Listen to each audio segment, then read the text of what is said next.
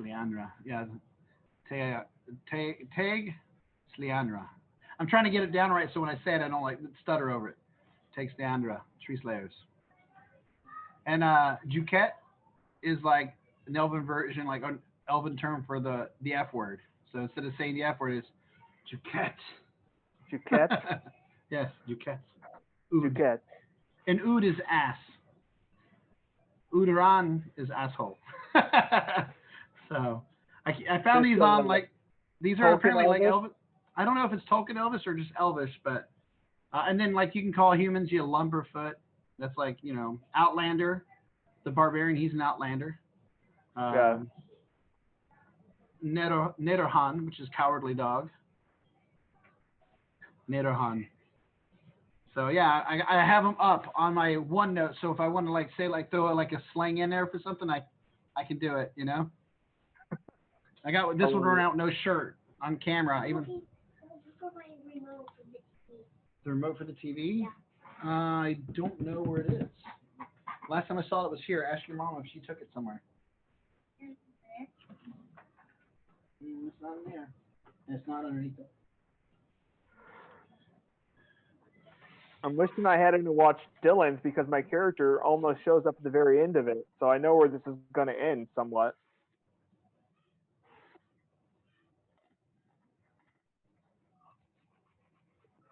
Yeah, a little bit of world building in there too. It's kind of nice for my character to see.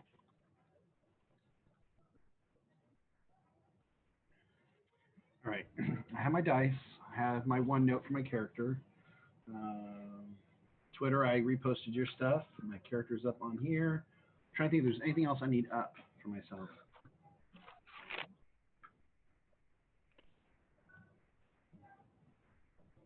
It's showing different characters who are not part of the campaign when I looked at it the other day. Like it might be showing old ZealZaddy stuff. Maybe I really need to do that. I mean, last night I saw our characters on there. Was it? Last night. Oh, I might have gotten it wrong. I saw ours last night on there. 2 days ago. Is it good? Let me take a look. Oh, mine crashed.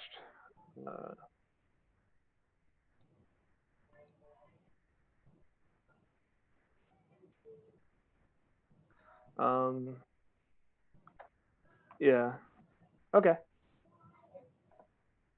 Oh, wait, I don't want to look at that. You don't know where the other one is? No, Mom did not know either. Well, Ryder, I'm about to start in like 5 minutes, so you can't be over here.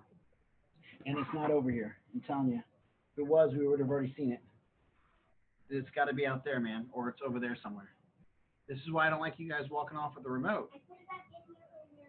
That's why me and your mom have been storing it in our room so that you guys couldn't lose the remote. It looks like somebody still lost the remote.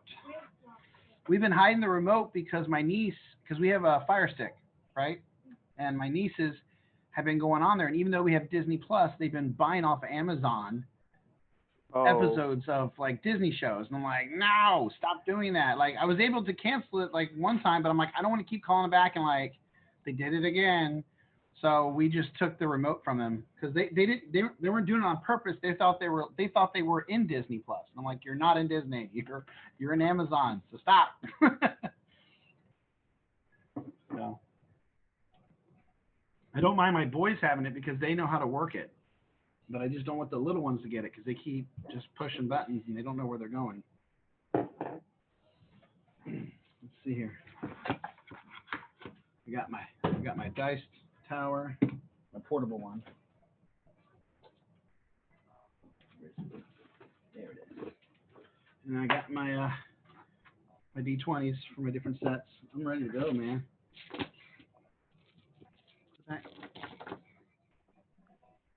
Ryder, can you do me a favor? Can you put that back and then lock the door and close the door? Behind you as you leave.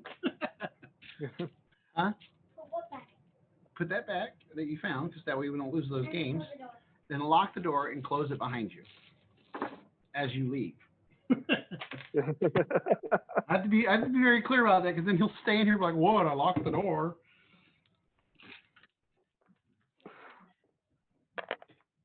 Oh my gosh! Did I tell you about the whole water thing? Well, the neighbors downstairs, their ceiling, their walls, everything was ruined. Apparently, they had a piano that got ruined, and I feel terrible, but it really wasn't. First off, the apartment complex had PVC piping sticking out of the wall behind a toilet instead of like a copper piping, which is what you should have sticking out of the wall. Yeah. So when one of my nieces, there was a bug. My niece saw it. She freaked out. And my son came in with her sister, and he was trying to kill it. And then the girls were jumping around, and the 3-year-old accidentally jumped like back, like kind of behind the side by the toilet, and her foot hit the pipe and broke it. And I'm talking about the valve too. The valve broke off with it. There was no valve. And our apartment, within a matter of like 10 seconds, was completely flooded. Like, I mean, and me and my wife jumped. This is how we woke up. We woke up to a tsunami in our living room. So we come running out. I jumped down. I'm like trying to hold like the pressure with my thumbs and my hands. My hands have been bruised and for the last couple of days, or for like pretty much the week, because that happened on Monday. My thumbs and my fingertips were all busted up from the water, like just the pressure, like trying to push through. And apparently there's a main valve in the apartment, which I never knew that, because every house or every place I ever lived, the main valve's outside of the house. So I had no idea where the valve was. And when we called, the office is like, oh, turn the valve off behind the toilet. We're like, there is no valve. And she's like, oh, well, we'll get somebody. And she marked it in the system as a clogged toilet. So nobody was coming. For like 20 minutes, my house is just filling with water. And I'm like on the floor for 20 minutes, got my thumbs pressed into this little teeny pipe, trying to hold back this water pressure. And I'm like, call again. Where the fuck are they? So my wife called again, and they're like, oh, somebody's coming. She's like, you need to get them here now. This place is flooding. And they finally come up, and apparently there was a main valve in the apartment behind the water heater, inside the little water heater closet. And I'm like, well, why didn't somebody tell us on the phone? And the guy's like, oh, they didn't know. I'm like, that's something they should know. Like, like, why the hell didn't they know that? So, yeah, we've been dealing with that for the whole week. We've been having them come and like air out our house, and it's just been chaos. But they now have a copper pipe in the wall, like they should have had in the first place. So, yeah, we're renting. Yeah, we're renting. So, yeah, I know. So, but if I was owning it, it would have been a copper pipe in the wall, not a PVC pipe. I would have fixed it, and I would have been able to turn it off, because if I owned it, I would have known where the damn main valve was. But yeah, it was chaos, pure chaos that morning. But I got my coffee and I'm ready to roll. I have the opposite of coffee, and I'm ready to roll. I didn't have a chance to go to the store and buy some beer today, so I'm like, I'll just wire myself up.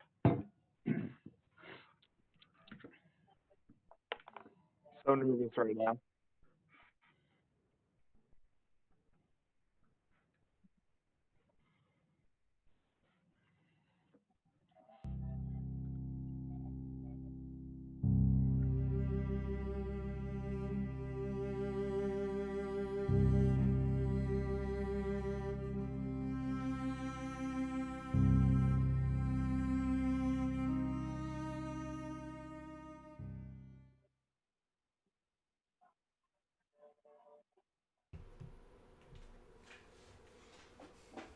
Welcome, everybody.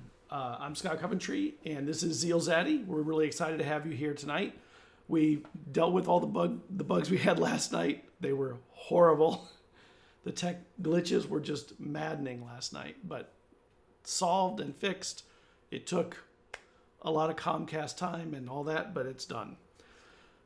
I'm the DM and storyteller of Mysts of Elixia. This is a D&D 5e campaign, so if you came here thinking you're going to see Traveler, you're on the wrong place.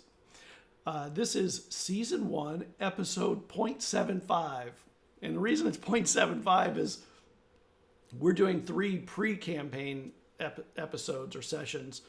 On Wednesday, we did one with with Dylan, who's playing a barbarian, a dragonborn barbarian.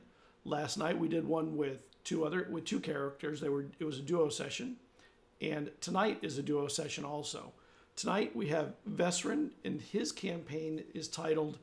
session is titled "A Warm Breeze in the Deepest Freeze," and the second player is Morcant, and his is titled "The Fisherman and the Fished."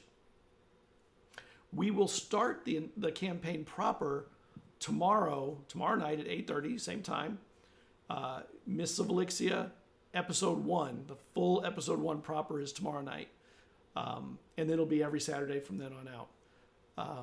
Let's see. Before we get started, though, if you have a chance, give us a follow and maybe give us a friend. A friend will reply back and friend you. It'll and get your notifications because it'll allow you to know when we're going live. We don't only stream on Saturday nights. We are starting. This is our first campaign since the pandemic, since it started. But we were running 2 campaigns before that, and we'll probably be to 2 or 3 relatively soon after this.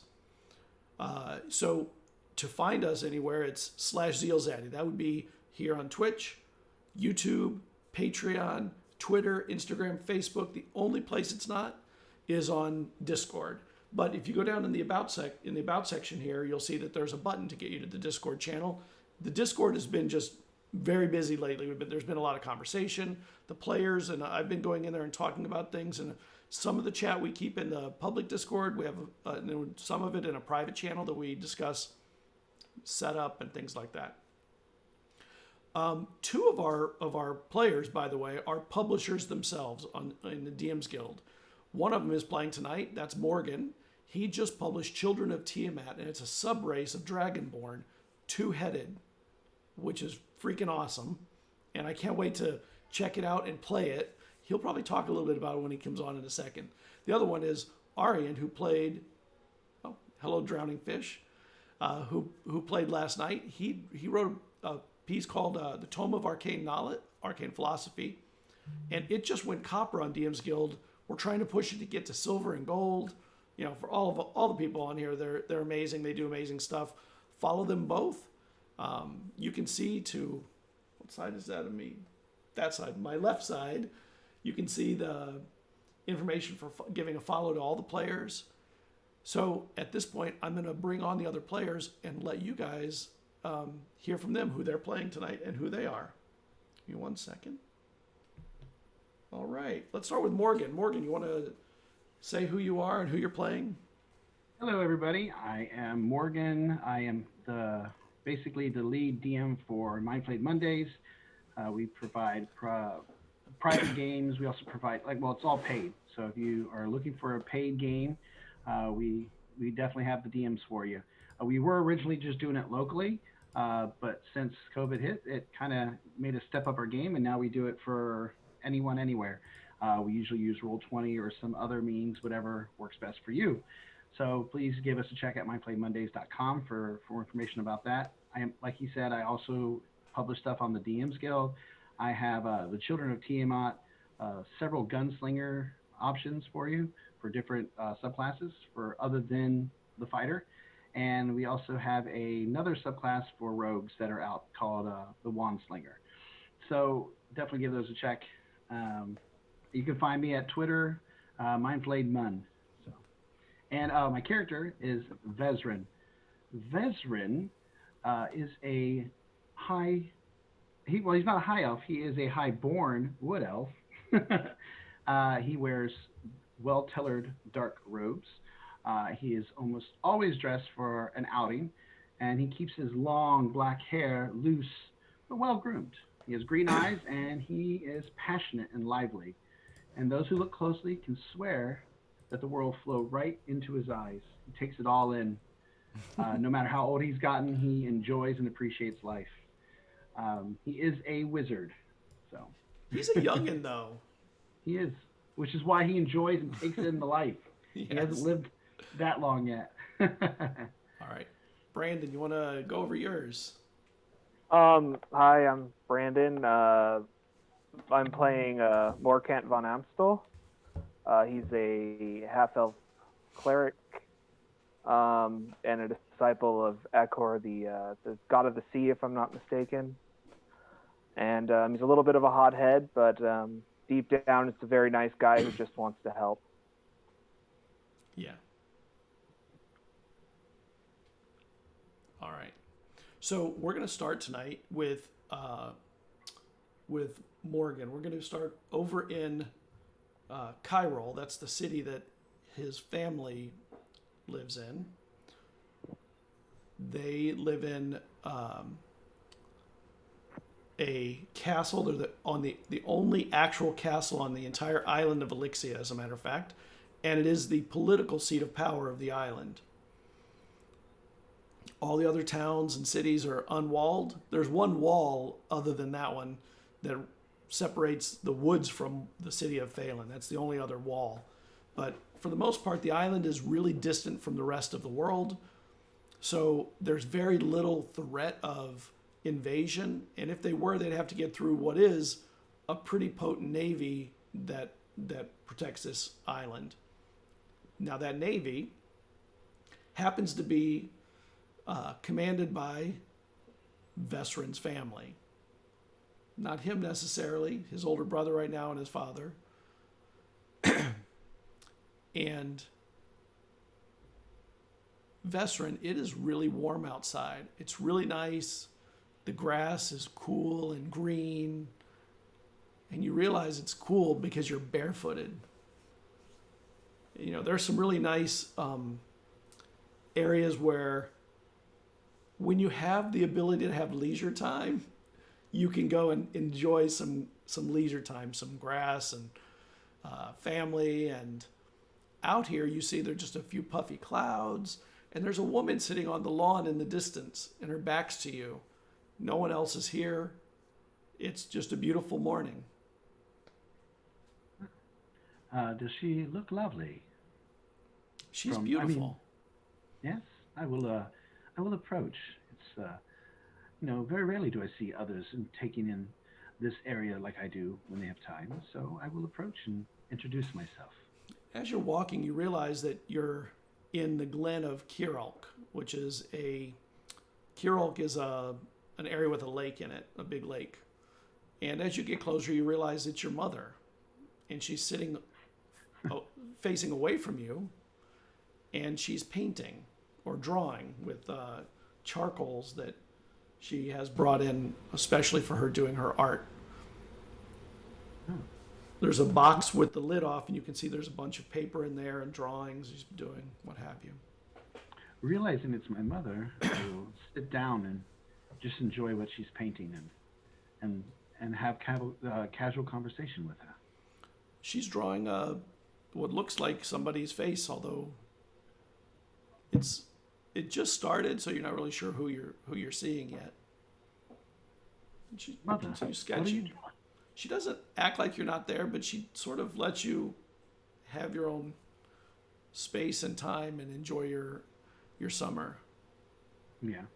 I will actually ask if I can draw with her, and I'll pick up some charcoal if she'll allow it, and I'll just enjoy my time with her. She pulls a sheet out and she sets it to the side. There's really nothing to put it on except on your lap or what have you. And she continues drawing, and it starts to take a form, and you can start to see this face. It's not somebody you recognize. She's a really good artist, and it very quickly takes shape and the shadows to it, gives it definition and depth. Is it an elf or a human or gnome or something else? It's hard to tell. It could be an elf or it could be a human. It's definitely not a gnome. Okay. And definitely not a kinku. I'll ask her, Mother, who are you drawing? I don't know. Maybe someone I haven't met yet. Maybe you'll meet him someday. Interesting. He looks strong but sad. It's a young adult. It's not an old person. It's not a kid. He goes, I'll be here for a while, so run off. Just, don't go into the woods. If you see anyone, come straight back here. There's some dangers out there so be on your toes, okay? Of course, Mother, always. I would never do anything to jeopardize myself in these forests, but I will go have some fun. And you wander around. The lake is off to one side. It's a huge lake. It's very dark. It's like the lake is some places there's water that's nice and blue or green.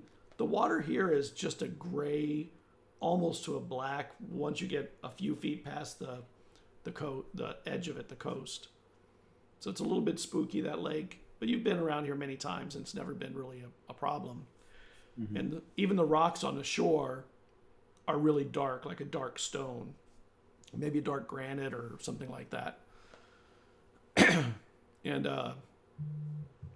you've heard that it's bottomless, but you know, that's what people say.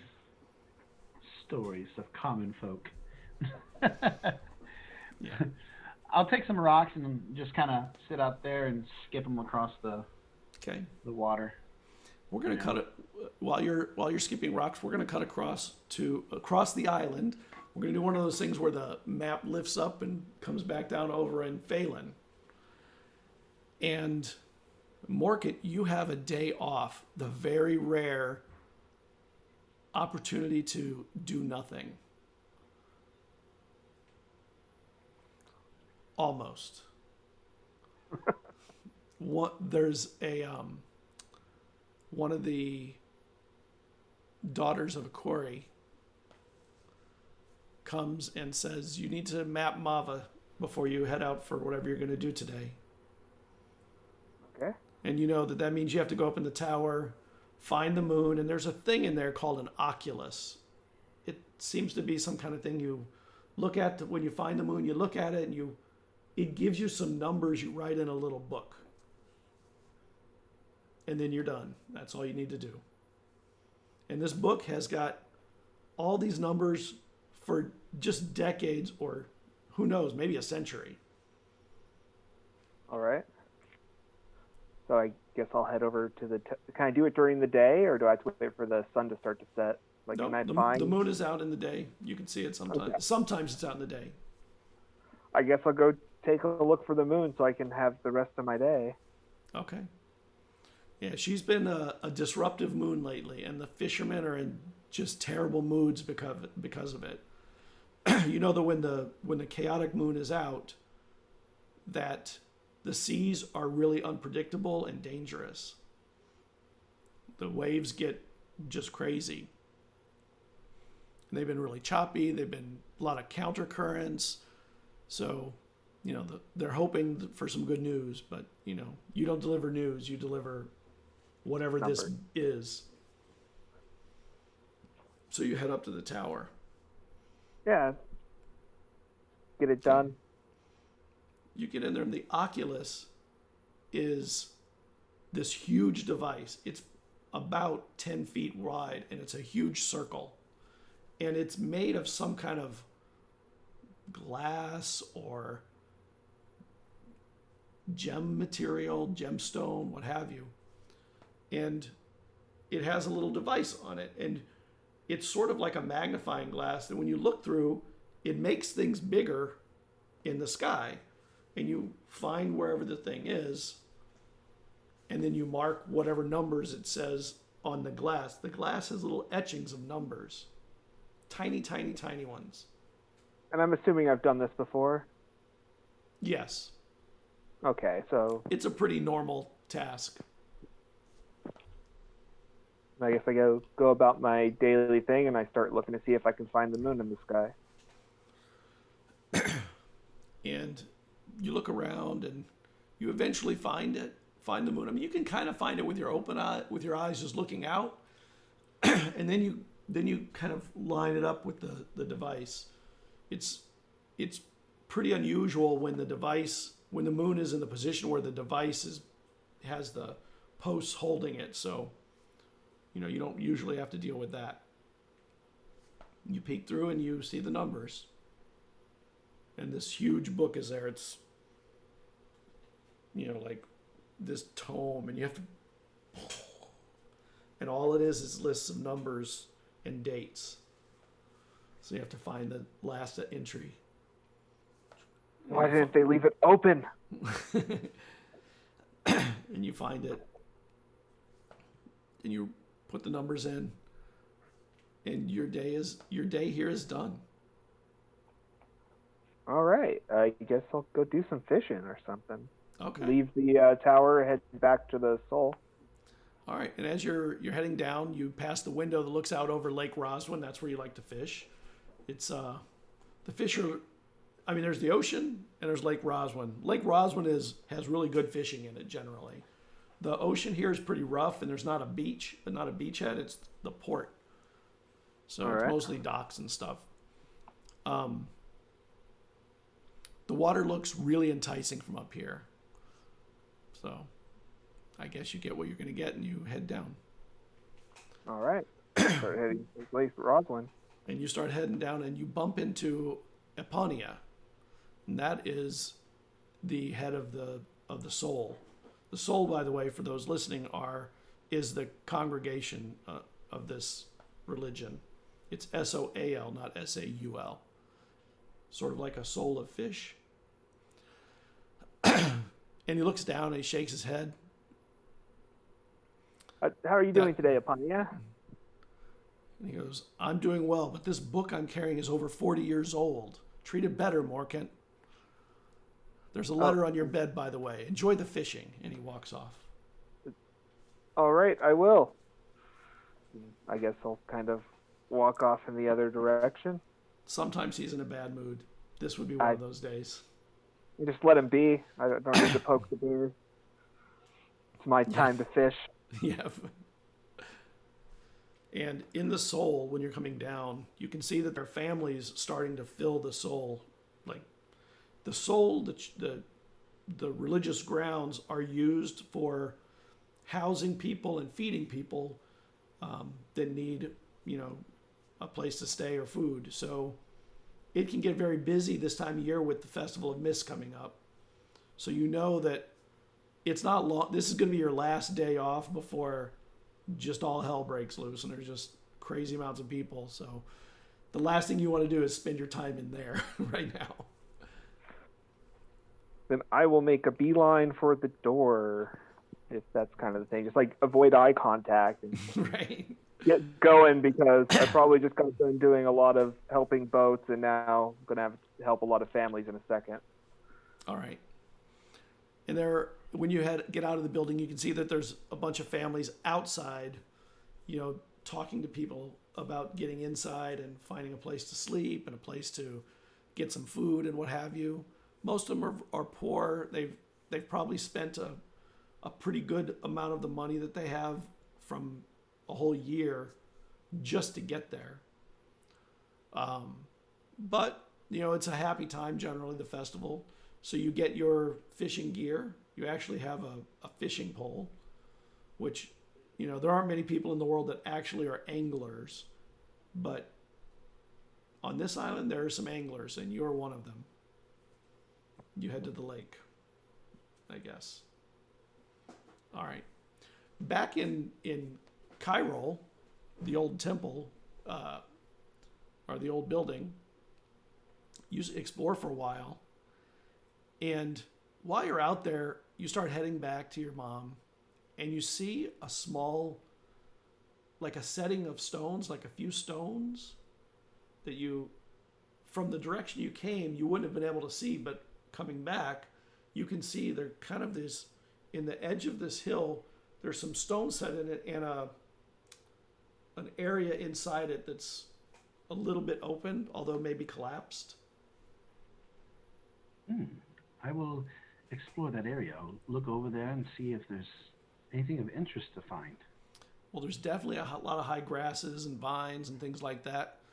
And when you look at it, you realize that it looks like the remains of an old building, not just random stones, but stones that were purposely placed.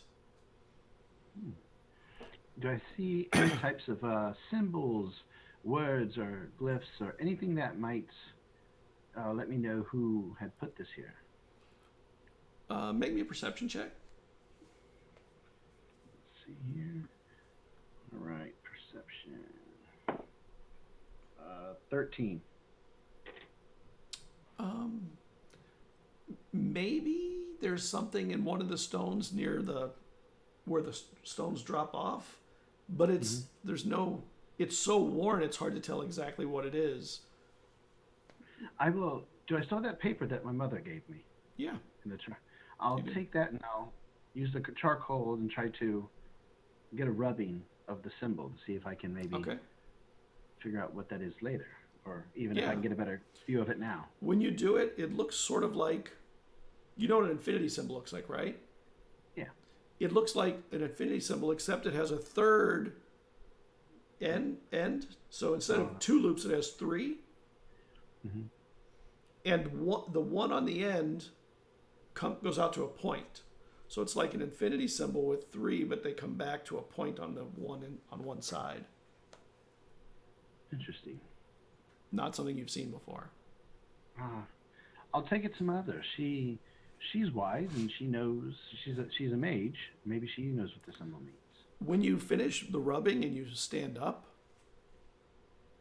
you see a small pony standing there on the rocks, right over you, like maybe 5 feet away. Hello. And I'll, slowly but friendly reach up to. It like raises its hoof out to you when you try and grab it. I mean Or you no touch it. harm. I mean you no harm. Are you okay? Is there anything I can do for you? I'm trying to be as calm and kind to the horse as I can to show it that I am no enemy to it. It backs a few feet away, and when it backs away, you realize it's walking on what maybe was the stone continuing under the hill, and it's walking right on that and kind of going in a circle backwards away from you a little bit, just trying to keep the distance, it seems. And it's looking at you. It's not like it's surprised by you. Yeah. Listen, I don't know if you can understand me. I mean, you're a beast, but you're beautiful, and I mean you no harm. Maybe I could be your friend. Can you make me a willpower check, please? Uh-oh. Because I called it a willpower check, or will save? A save. Save? Okay. 14, 15, 16, 17. 17. Okay. I This hope that's good. Then. this pony is really hard to not look at. Like it's mesmerizing, and the more you look at it, you realize it might have like sparkly skin almost. It's very unusual, beautiful. You're beautiful. I'm guessing I'm mesmerized. Yes. Yeah, I can't take my for a eyes little off? bit, and it backs away a little bit, and you try and keep it in view. Like you have to walk around the hill a little bit, and it whinnies, and then it kind of runs, or it takes off and runs around the hill. And as it's fast. When it gets around the hill, it disappears, and you kind of wake up from this moment. That was amazing. It takes me a few seconds, and then I kind of remember that I had this etching, and I want to go show my mother. And now I want to tell her about the horse as well, and I will make haste to find her. Okay. And then when you start heading that way, and you look back, there's no horse that you see anymore. Like wherever it must have gotten around the hill and took off and ran away or something. Yeah. It's weird for there to be a wild horse out here. You've not seen a wild horse in the past out here. Yes, I mean, I didn't pursue it because, obviously it didn't want me to touch it or come near it. I respect the creatures on this island. I've learned enough from my mother to know better than to chase after something like that. Yeah. And you run and you get back to your mother. Yeah, your mother. You'd say mother, not mom. And she's still there drawing, and she's finishing up the drawing she's been on. And there's a lot more detail to it. It's really a pretty stunningly clear and concise person for someone not being in front of her to draw from. Yeah. Which is cool. First off, Mother, your art is beautiful as always. Thank you. I would love to know more. When I look at it, can I tell now if it's a human or elf, since it's more complete at this point? Or still no? Maybe half and half. Okay. A little bit of this, a little bit of that, maybe. All right. And I'll say, you would not believe what I discovered over there. What did you discover? Well, first I saw these rocks. It looked like a structure that had been built there. I went a little bit closer to investigate, and I saw something, and I etched this. Have you ever seen this symbol before? No. She kind of looks, trying to... Was it in a direction? It was in the ground on a rock. I can show you if you'd like to see. But even more amazing, as I was sketching it, as I looked to come towards you, I looked up and there was a beautiful horse. A horse? Yes, a wild horse. I've never seen one. And nobody was around it? No, I tried to approach it and it backed away a little bit. I honestly must say I was mesmerized by the beast. I was staring at it and it seemed to shimmer a little bit. Are you sure it wasn't your imagination? You have a vivid imagination. Mother, I may have a vivid imagination, but if I was seeing this horse as my imagination, I'd be concerned that maybe I'm going crazy. It was in front of me, not just a thought. I'm positive it was a real horse. And you said it was near the rocks you were... Yes, you found this at? It wasn't there, but when I looked up, it was just in front of me. It ran around a hill and it disappeared. Was it on the rocks? It was standing on the rocks. There was like a road or like a path of stone, and it was standing on the stones. I can show you. I mean, I'll describe everything to her in as much detail as you know I would have been able to, and I will. And if she wants to, I will lead her to where I found the engraving. And as you're there, you hear and feel the pitter patter of rain. And she's like, "Oh, we'll check it another day. We should get back. I can see that now. The clouds are starting to gather." And she lifts you onto your horse. We'll look at it another day. And there's there's kind of a funny look on her face. Not insight check. I'd like to see if I can understand like what she might be thinking. I mean, she's my mother. Am I able to get an idea of? I mean, I know I'm probably like a small child at this point, but I'll give you one. It'd be hard, but you can try. You want me to roll at disadvantage? I'm fine with doing that. No, it's okay. You know your mother. It's just a hard one. She's not easy to read. Okay. No. 4, 5, 6, 7. Yeah, no. And she gathers her stuff up quickly, and she puts you up on the horse and your horse, and she gets on hers. Your horse is pretty small at this point, and you guys ride, and the two of you ride back pretty quickly to the castle. Okay. A pleasant morning, odd morning. Back over on the other side of the island, you are fishing. You go angling. The water is beautiful today. Just amazing. The fish, matter of fact, you get out to the lake and you see a fish jump, and then another one a little further out jump also, and you're like, oh, good day. Good day of fishing coming. And you're far enough away that you can't hear the bustling in the town. But if you look back, you can kind of see there's some people out there, but you're really distant from it now, which is very pleasant. All right.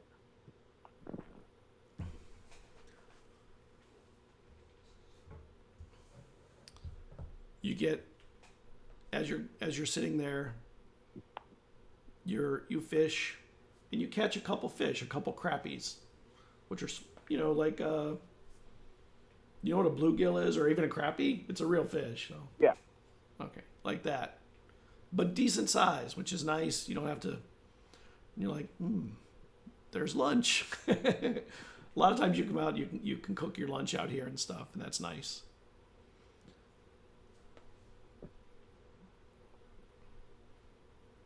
All right.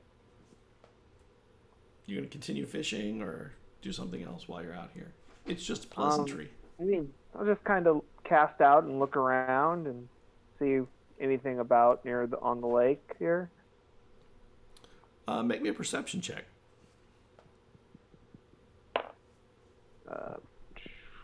That would be a 15. You feel like you're being watched. Oh. You get that feeling that you don't, and it's so odd that it would happen out here. And I don't see anyone around? Son of a bitch. You don't see anybody. I think because if I'm wrong, there's nothing there. I'm just going to call and be like, I see you, just see what response comes back. It's just kind of a stern, I see you there. And you hear something while you're looking back from the water. I guess I'll kind of look over the water and see what made the noise. Couple bubbles near the shore. Not near, but like 5 feet away from the shore. Okay, so I couldn't just like reach in. I would have to get wet. If what? I couldn't like reach in. It's too far from the shore Correct. for me to like reach in. Right. Yeah, it's a little too far. But when you turn to look at the water where the bubbles were, you see a really big fish. Like, oh, that is a big one. And it's sometimes fish look at people on shore. Like they'll just sit there and kind of float and look out at you. And you have that you realize is that's what's looking at you. Is this big fish.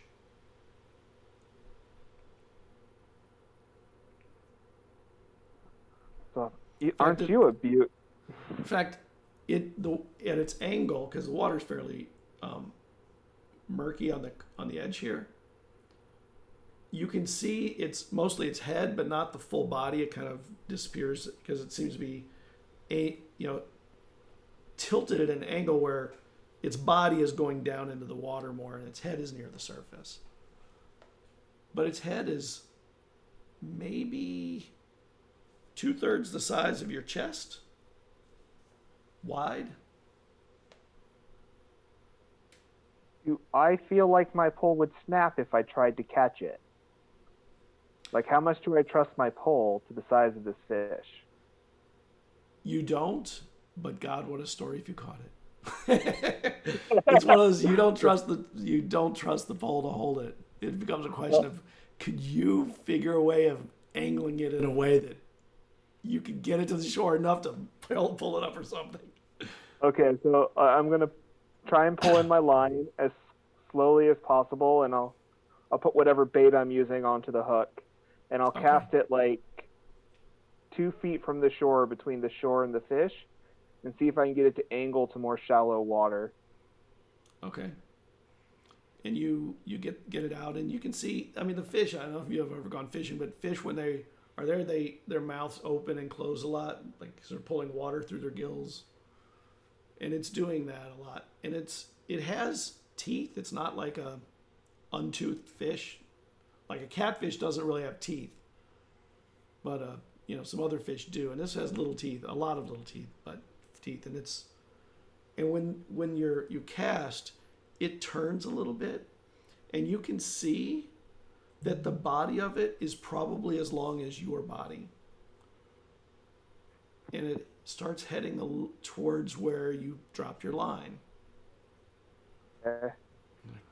Want to kind of tease it to see how inland I can get it, or how close to the shore. And to do it, you have to get closer to the water to kind of pull it because you don't have like a casting reel. You have to do it with just the weight of the end. So you get a little bit closer to the shore, and there's rocks there. You know, there's rocks all along the lake. And you get your feet there, and your foot touches a little bit of the water that like wraps some of the rocks, and you see the fish turn very quickly and move closer to you. Like in a frightening way? Like quickly, like not in a frightened way, like almost an aggressive way. I'll keep contact with it and just be ready if it comes at me to try and, I don't know, jump out of the way or grab it. Whatever seems more opportunistic at the moment. And it turns back to your line after a moment. And you see it like it looks at the line, and then it turns and looks at you with the line between you and it. Like it knows, like this fish is not a dumb fish. And it's staring at you out of this water. And he turns sideways, and he bites on the line a little bit, but not the hook, above the hook. And he lets it go to almost like it's seeing what you'll do. And then it sits for a moment and stares at you.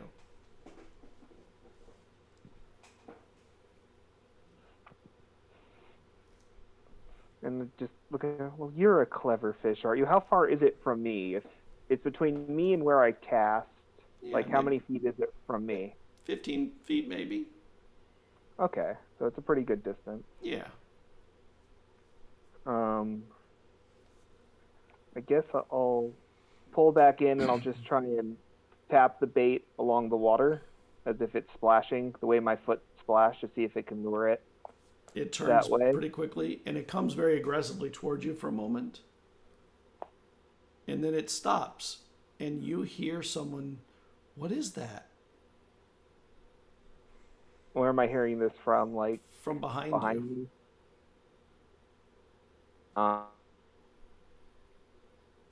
I'll just kind of soft a very big fish.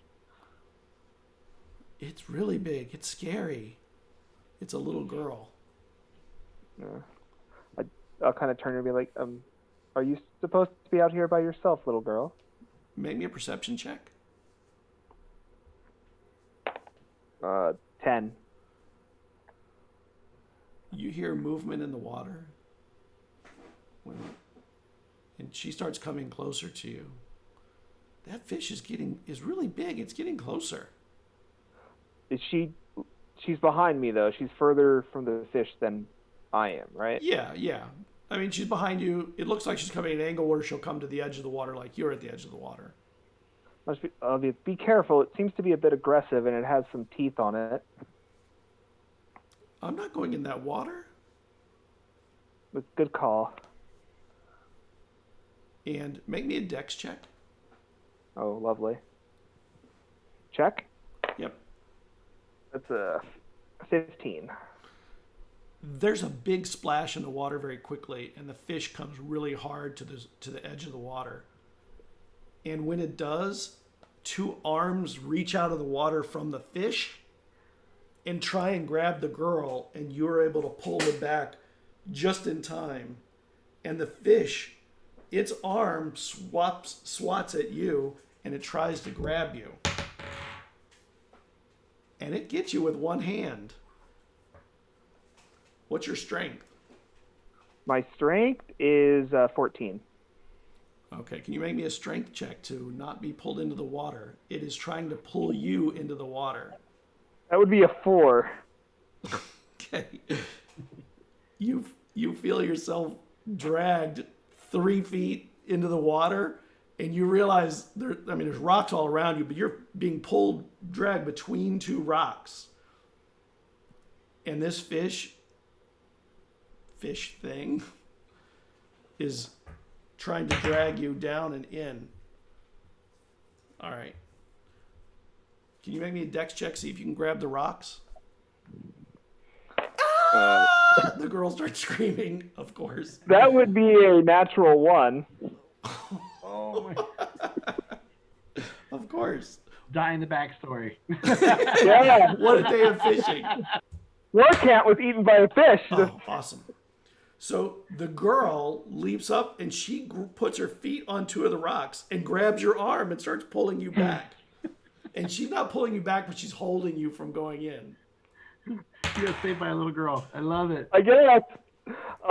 Make me a strength check and see if you can pull out with her help. These dice hate me. That's a 9. A 9. Okay, so you're staying in the same place. It's pulling and pulling, and then suddenly the pulling stops, and you feel a bite come down. Ooh. And it's what's your AC? I gotta check. My AC is 16. Oh, But that's if I have armor on. Right. I'm assuming Yeah, you- not wearing right. my armor. yeah, you're not wearing your So armor. just be your dex. Yeah. Yeah, which is a big old 0. So Straight 10, right? Yep. 10, yeah. So you feel this bite come down on your leg hard, and you Can I do my thunderous rebuke? Yeah. You take 2 points of damage. 2 points.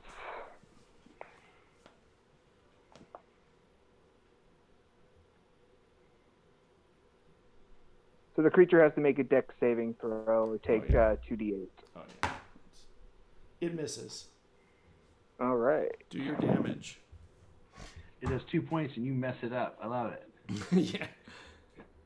Oh, that's 6 damage to it. Okay. So as it bites me, it gets shocked back. Yeah.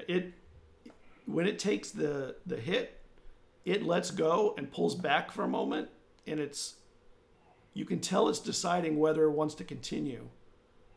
And then suddenly it decides it's going to continue. So And I have... let's roll initiative to see who can move first here. Lovely. Oh, You'll sweet. go first. We roll for 19. the girl. Oh yeah, the girl. Is she going to save you again?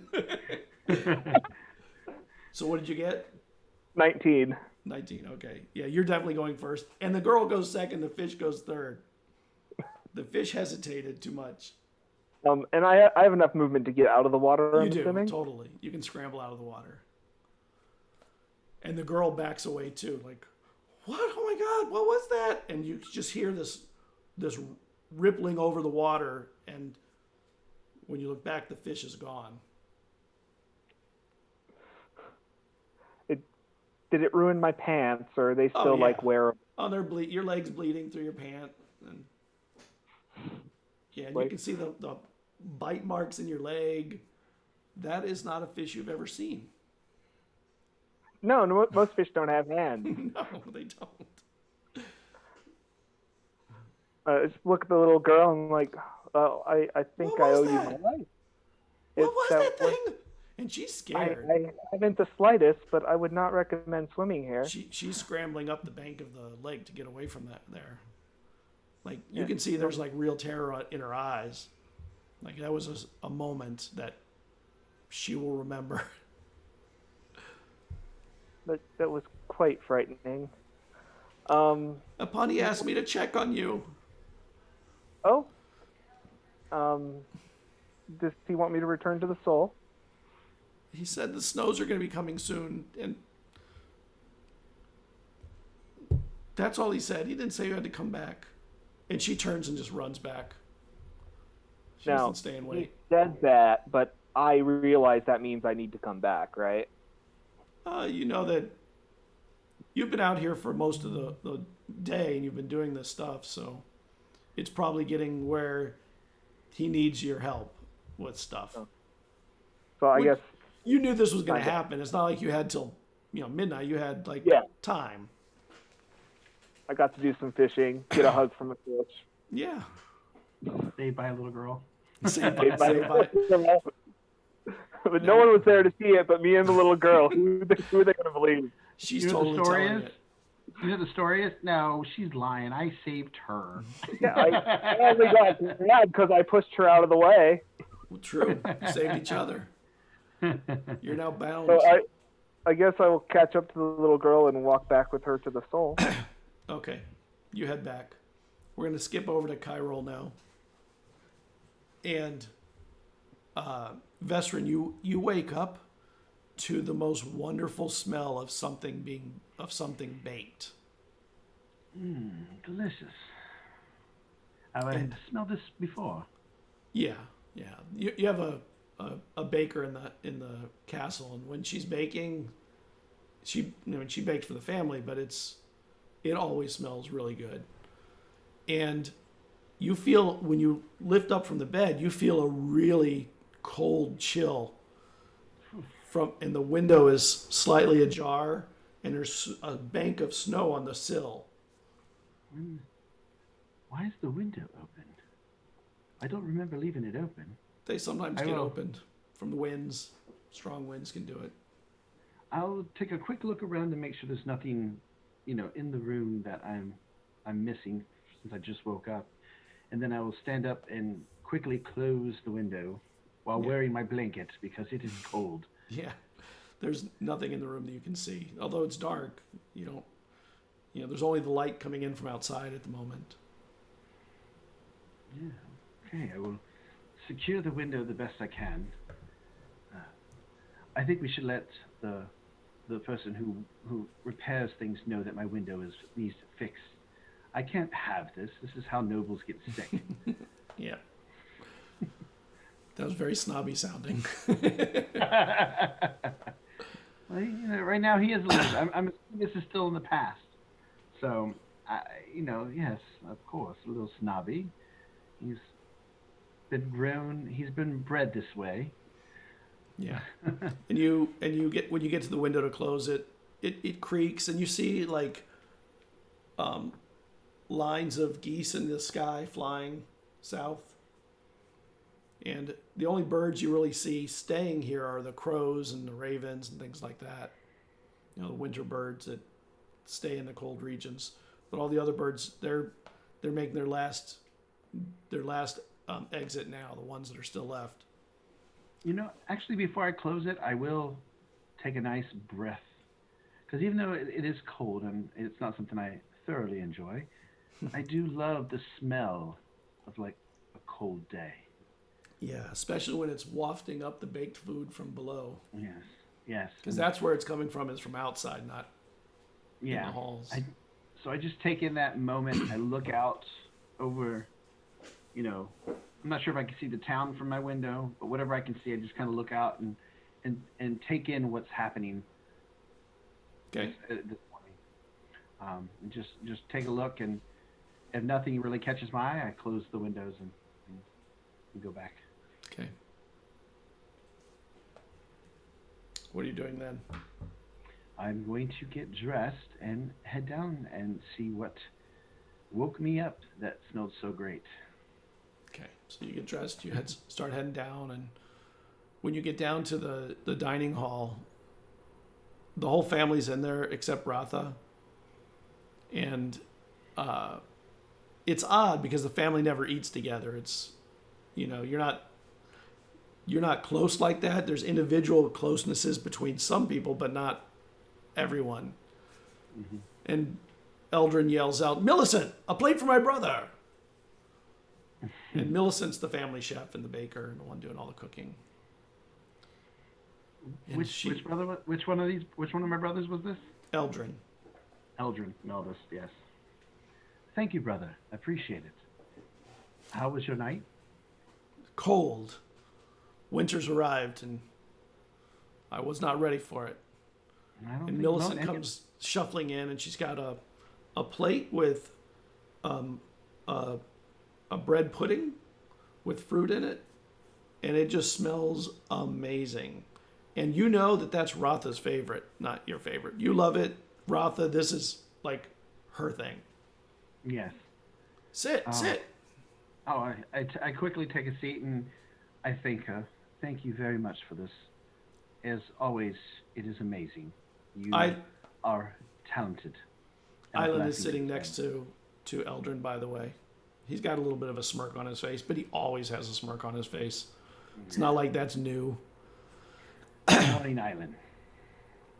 And he doesn't even say a word. He just... Father's going to be gone another winter. I've decided to make some changes. This from Eldrin. Yes, brother. Because of your shame, although long ago, I've considered raising taxes on House Carrick. So, incrementally, of course, what do you think of that? And House Carrick is the house of the family of the woman that you were in love with.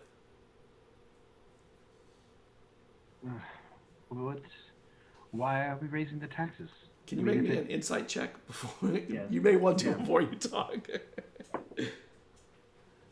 18. Okay.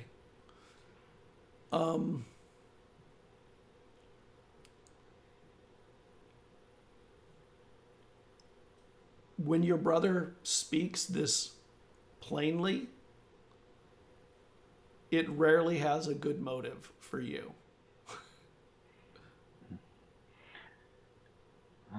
I guess if you see that is the right course of action, brother, you are the one in charge. You would know best. The machinations of their house, though, are making me nervous. Why, little brother? Why Ina has slowly reduced correspondence to our tax collector. He counts her words, you know. She and her ratlings have been reducing word use in their letters and even using smaller words. All reductions. Island says the words themselves have also reduced in letters per word. Well, if she'll reduce our necessary correspondence so we know what's going on there, we'll maintain the conversation at the same level through increased taxes. Money is conversation, after all. What do you think? I guess that makes sense. By the way, those are not the words. Even though the words came out of your older brother's mouth, those were the words of your little brother. Yes, I know. I'm not even looking at my eldest brother. I'm looking right at Aelin. If that's what you think, brother. And I just eat. Okay.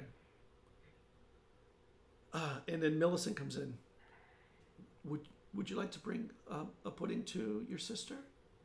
I would love to. This is her favorite, and I'm sure she would appreciate being brought while she's working so hard for this family. Yeah, you can tell that she's a little bit doting on you and Ratha more than the others because she knows better than most the family dynamics that are running through this place, and she knows who's good to her and who's not.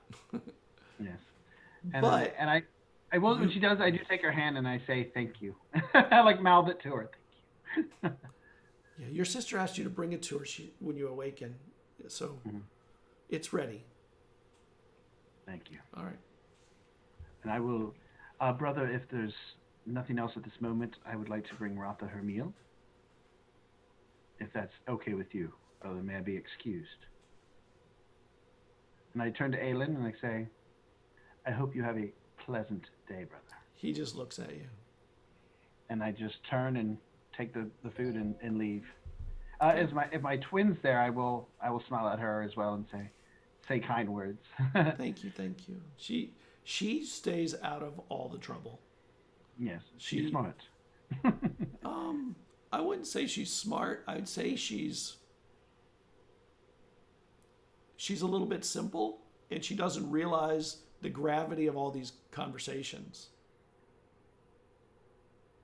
It's still smarter to not know. And smart enough to know not to be part of the gravity of the conversations. Yes. So I will quickly head to my sister Ratha's chamber, and I will knock on the door. Ratha, I have food for you, sis. And there's no answer. I will knock one more time. I know that she does go into meditation, so she may be meditating. I will knock one more time. And as you're knocking, the door opens. And her chambermaid, Idona, answers the door. Ratha's not here. I'm sorry, I'm not sure where she went. She didn't give me word. When does she leave? She left this morning early. You didn't see which direction she headed out? I think she said she was going to go to the stables, but I'm not really sure why. There's nowhere to ride this time with the snow on the ground. I will. Thank you. Can you take care of this food, and if she does come back, make sure that she has her breakfast. I will go look for her at the stable. Well, if you're going to look for her, why don't you bring it to her? You'll find her. It'll be cold by the time I get it to her out in the stables, and I'd rather it stay here. Give me a moment. Give me a moment. She takes it from you, and she takes a cloth and wraps it and puts it into a little basket. That should keep it warm enough. All right. She gives it to you. I'm curious as to why she wouldn't just do as I asked. So can I do an insight to see if maybe she knows more? Like maybe she's trying to keep me out of the room. Like I'm trying to see like why she doesn't, Okay. So maybe it's nothing, but I mean, you could just open the door, push her out of the way if you wanted. But it's not my a little style. bolder. Okay. Yeah. Yeah, you can make an insight check. 11. You're not really sure why. Perhaps my sister left something in here that might indicate where she was going. If you don't mind, I'm going to take a quick look. And she backs up and the door opens. Okay. And I'll just take a quick look around at her desk and her area where she works and see if there's anything that indicates where she might be going. There's nothing. All right. Thank you for the wrap. I will see if I can find her. If she does come back, let her know that I am looking for her and that I went to the stables. So that way we can try to meet each other. Yes, sir. I hope you have a wonderful day. Thank you. You also. And then I will head out to the stables. Okay. And as you're going down there, the stable master is there. And he looks at you when you're coming and goes, "Oh, I smell that. Oh, Millicent's baking, isn't she?" She is, sir. If you want some, tell her I said it to please give you some coming from my lips. You know that he's in a position where when she bakes for the family, when there's a little left, he'll get a little bit at later in the day. Okay. As long as there is some left. Yeah, that's what I was trying to say. Make sure you tell her that I sent you. Maybe she'll save some specially for me, even if the family wants it. Okay. Perhaps I will. Have you seen my sister? Yeah, she took a horse. She said she's going to Little Splasher. And you know that's a place that you know and she knows pretty well. He only knows it by name. He doesn't know where it is, but it's a little tiny waterfall that she likes to meditate near. I will say thank you, and I will like shake his hand, and I will put a gold in his hand, and I will tell him, if Aelin asks where she was, has he asked yet or no? No, sir. If he does, she took a horse, but you do not know where she went. If he asks where I am, tell him I took a horse to go find her, and you don't know where I went. Sir? Can you do this for me? Yes, sir. Thank you. He looks super nervous at that. Aelin can be a little too nosy, if you know what I mean. Sir? If he pushes starts you, getting a horse ready for you. I will tell him if he doesn't believe you and he does push you, feel free to tell the truth. And you can tell him that I was just concerned about her and I didn't feel that the whole family needed to be worried. Don't put yourself in too dire trouble with the family. I do not wish that for you. Only that if we can avoid Aelin being too nosy, we do so. I pray he doesn't come asking. So do I. But you have a great day, and please go enjoy the food. And he finishes getting the horse ready. And you start riding out. Yep. We're going to go back over to Phelan. And you get back to the soul. Your leg is bleeding some. It's not terrible, but you definitely need it to be. You need to do something about it. Or somebody does. You should probably see a cleric. I'll probably just go bandage it up, whatever I. Yeah. Yeah. Change my pants. Put my face wherever I hang them before I clean them. And when you're coming, do you take the fish with you, or do you leave them out there? I'd imagine I'd take them with me. That's lunch. Yeah. Okay. You get there, and there's a woman there. She goes, "Oh, that's smart. My mom used to catch fish right before the freeze too. You can keep them in the snow, and they'll be good for until the snow goes. Good idea. Store up for the winter." That's just some old lady. Yep. But yes, it's the is. kind of wisdom that everybody kind of has.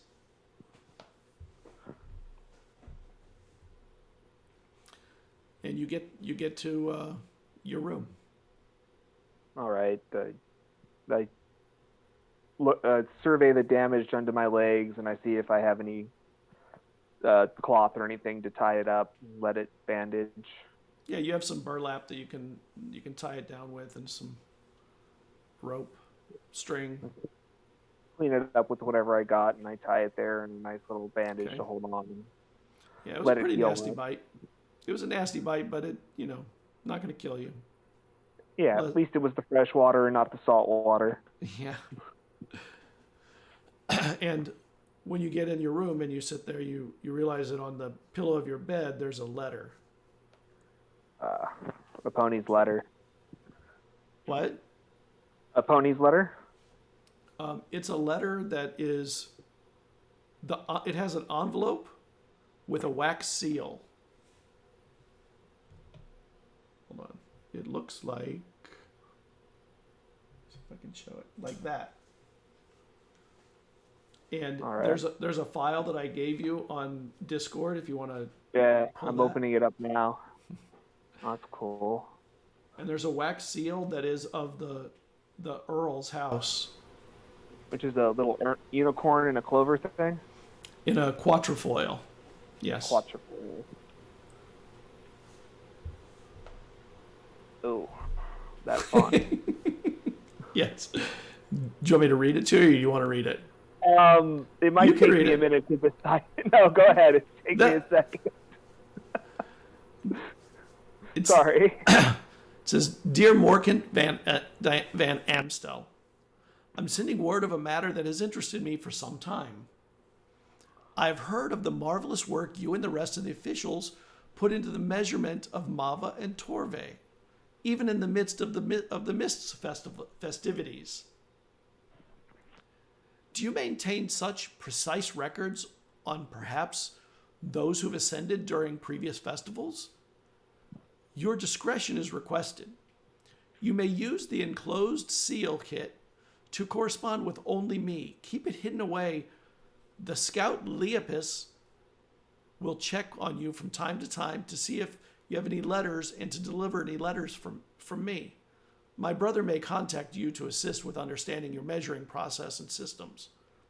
I look forward to your answers. I'm truly fascinated, and I look forward to our continuing correspondence. With gratitude, Ratha Emmanuel Magrik." Is that a name I know? Magrik is. That's the house of the Earl. Okay. But all I do is record the information. All the actual information is from the higher ups in the faith, right? Correct. And is this something that I would feel the need to bring to the attention of the higher ups? That's up to you. I mean, the letter says what it says. Yeah, I think I'll take a look at, and it's Epone, right? Is the head of the soul? Yes, Eponia. Okay. And in Eponia, sorry. when you open the letter, there was also a wax stick and a small, like a signet ring without the ring, just the signet metal, in the shape of the house.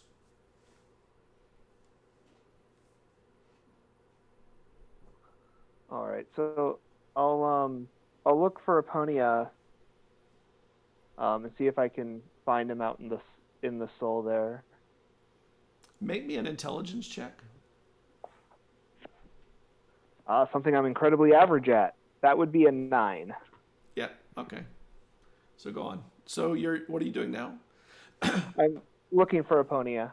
Okay. One thing you realize as you're thinking about it was the way she said the Mists festivities was very informal for someone in a royal family. That seemed like a very informal way of talking about a formal thing to people in higher ups. Like Aponia would never say it like that. Okay. That would be like calling Christmas Xmas if you were a Christian. It's like, really? I don't know if that's a way I would look at that. It was kind of an unusual thing. So you go looking for Aponia, and he's in the middle of a bunch of stuff with other members of the soul. When you go looking for him,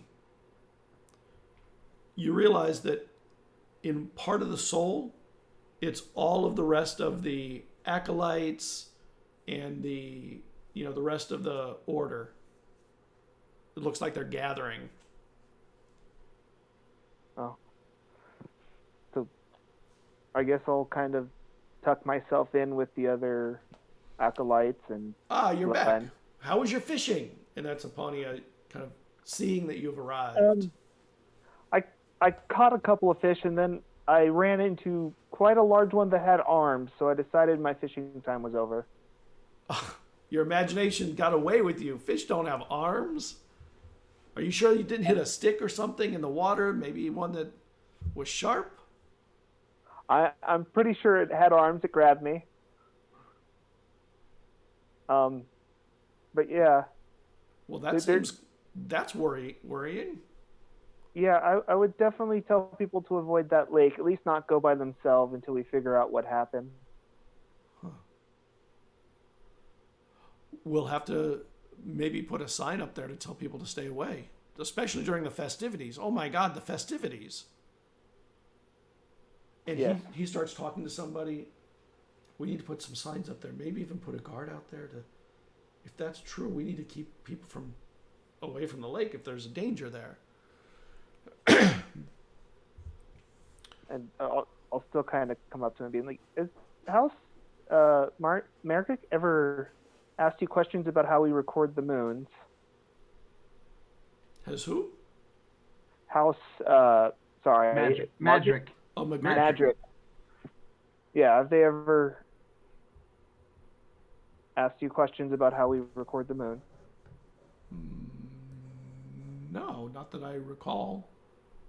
I received this very weird letter from them, and I don't know why it would be addressed to me and not of any significance. Can we discuss it after we finish here with everyone? Oh, my apologies. It's just really freaking me out. It's kind of weird. We'll make time after this to discuss it. Yes. But we do need to get some things going so that we can actually have the festival. My apologies. So as he's standing there and he starts talking, he goes, "My apologies, Morcant. We begin preparations for the festivities today, and we're asked to awaken everyone rapidly, so there'd be no dilly-dallying.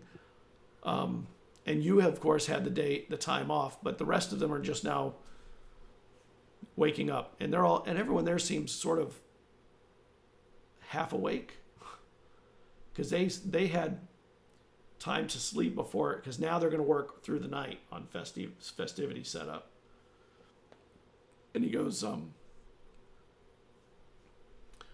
3 Samines lead the Fintal, that's the congregation as a whole, through a bunch of rules and procedures. And it's like the kind of stuff that when you hear it, your eyes kind of glaze over after a while. Just, what are we going to do? How are we going to do it? Make sure you follow proper traditional proceedings. Use the right incenses, things like that. And there are a lot of people in here, but most of them are just kind of over there, away from this. And the lecture goes on and on about the festival. And you just start hearing blah, blah, blah after a while. And you know for sure that this lecture is going on an hour already.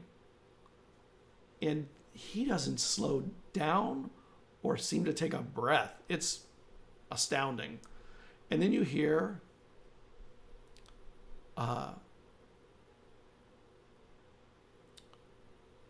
and Morcant, our newest, youngest acolyte, has the honor of running the poll. I want everyone to give him a hand, and they all start clapping for you.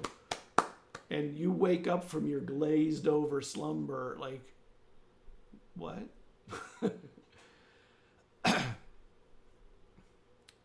Now, of course, Morcant, my apologies for this, but it can't be done with anything but a loincloth. As is tradition, you should have your hands on the stone. You should feel the stone against your body. You should feel the energy of the name of this place course through you as the one who has earned the right, as the newest, not acolyte. Yeah, the youngest acolyte, the newest acolyte to achieve your rank. So we're very excited you're going to do this. We'll be getting the ladder prepared soon. I think someone is already working on that. How is your balance? And you realize how tall that stone is. That's the first time you ever thought how tall that stone is. My balance is fine, I guess, as good as anyone Excellent. else's. Excellent. So you'll be protected by the gods. They've already protected you by giving you good balance and the ability to avoid dangerous falls. Of course, you'll need to bring the rope up there to start tying off the beautiful ribbons that are being made by the craftsmen in the town. And of course, that will have to be started today and finished tomorrow. There are 2 parts to this. How are you feeling? Did you have a nice morning off? And Yeah, now you understand why you had a fucking morning off. So I get to hold a rock all night? I don't think it means no. You've been through festivals and you've seen what happens. It's actually, you got to climb the pole and attach this ring at the top so that all the ribbons can tie off.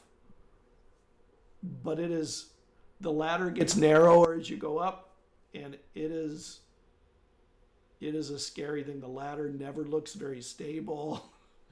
The rock is like 50 feet high. No little girls to save me. No, but the ground could catch you. Yeah.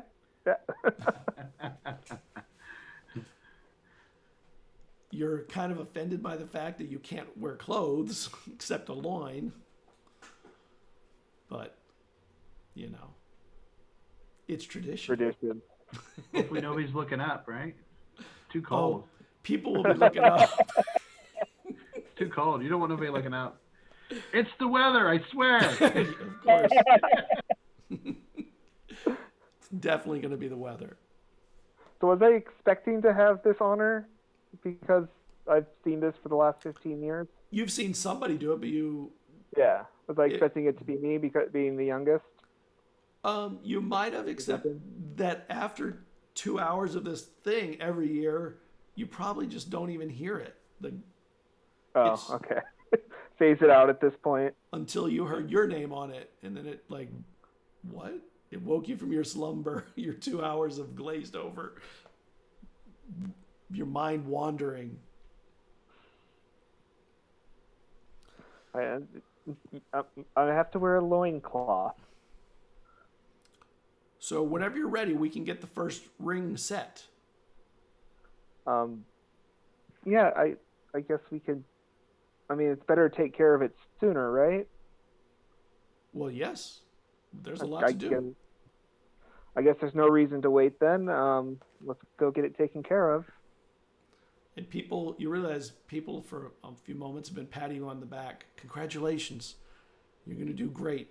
You're going to have just an amazing time. You're going to feel the spirit of Aquar through you. You'll get to have your hands on the stone in places where only other acolytes have ever touched. Well, I mean, until you go back to when the gods, gave us these stones, I suppose. Yeah. All right. So, what preparations do I need to make before I go put the ring on? You need to disrobe. Gotta get naked.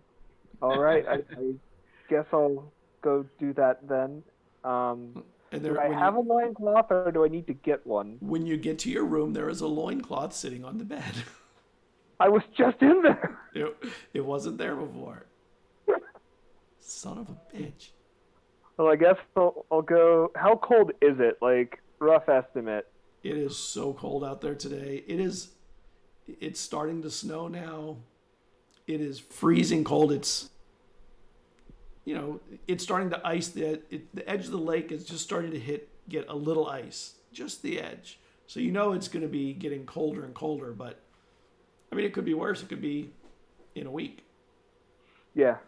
So I'll go. I'll disrobe. I'll cut my bandages off.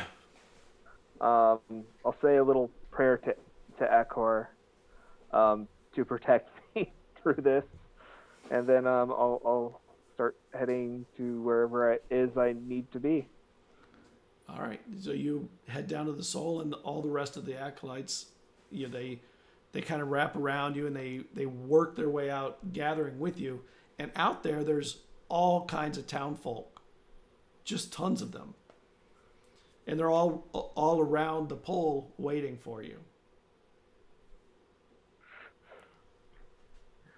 I guess I'll just try and get it done as quick as possible. Make me a perception check. Start heading up. Perception? Yep. That would be. Got to do math here. 23. Oh, nice. Nice, a nice roll. Perception is my good stat for sure. Fiorella is out there smiling at you, and she smiled at you before. She's really smiling at you now, and she's working her way closer to the stone. Okay. And you can tell one thing that does happen, and you never knew why until now, is around the stone, it's almost always women. And now you realize why. Oh goodness! I kind of like tuck the loincloth in places. Try to tuck it down your crack. You should have done. You should have got some warm stones and put them in there.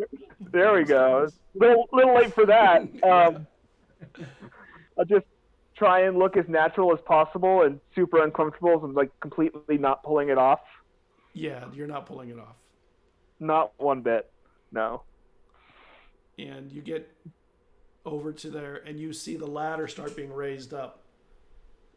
And it's, it takes a lot of them to kind of get it up. It's very tall. And it falls over and hits the stone, and it goes, and it just sort of wobbles when it hits. Take a deep breath and be like, well, a little bit of excitement, and head up the ladder. Wait. You need the ropes and the ring. It can't be too much worse than when I help out on ships, so... It's kind of like the work that they do when they're putting a sail up. Yeah, so I can't be too scared of this situation. I mean, I've done that. You've never put a sail up, though. I've helped on many a ship. I'm not sure you've climbed up to the crow's nest on purpose, on your own. Not by choice, no. There's like skilled sailors for that. Yeah. You're a skilled acolyte, though. You have Aquar is cheering for you, and then suddenly you hear this Morcant, Morcant, Morcant, and the whole crowd just starts chanting your name. Oh goodness. Yeah, I'll climb up the ladder and try to tune them all out. Oh yeah, that's not possible. And you get a few feet up, and they hand you the ring, you're not really sure where to hold it. I mean, you could put it over your head, or you hold it in your teeth, or wrap it up, put an arm through it, or whatever. It's awkward, however you do it, though. Okay, I'll just put an arm through it and climb up with it. And as you're climbing, the ladder kind of like bows under your weight. It's very disconcerting, and it gets narrower as you go up because the stone gets narrower, and it has to go flush with the stone. Can you make me a dex check?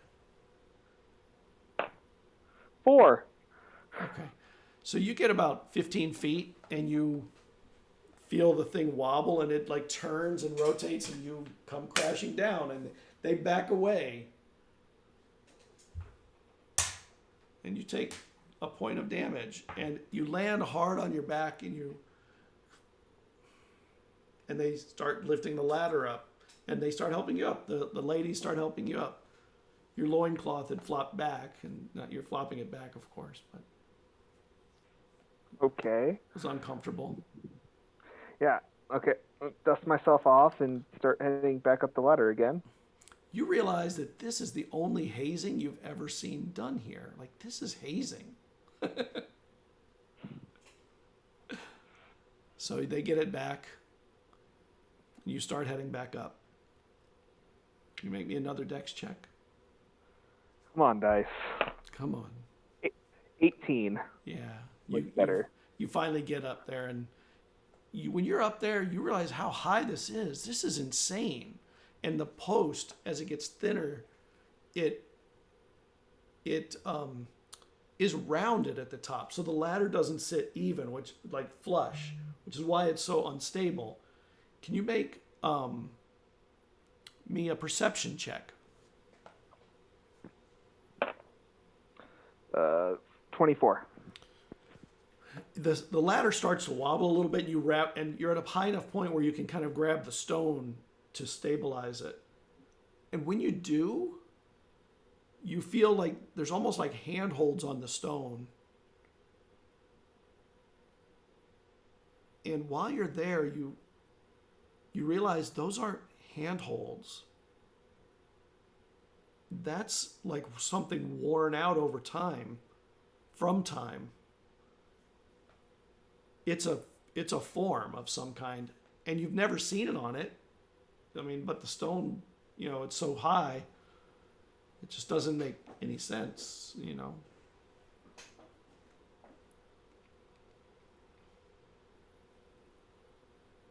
So it's just kind of where I put my hand is, it feels like it's been worn through time, and it's a little grooves in there that it kind of fits, or? It feels like something has been worn away over time. Okay.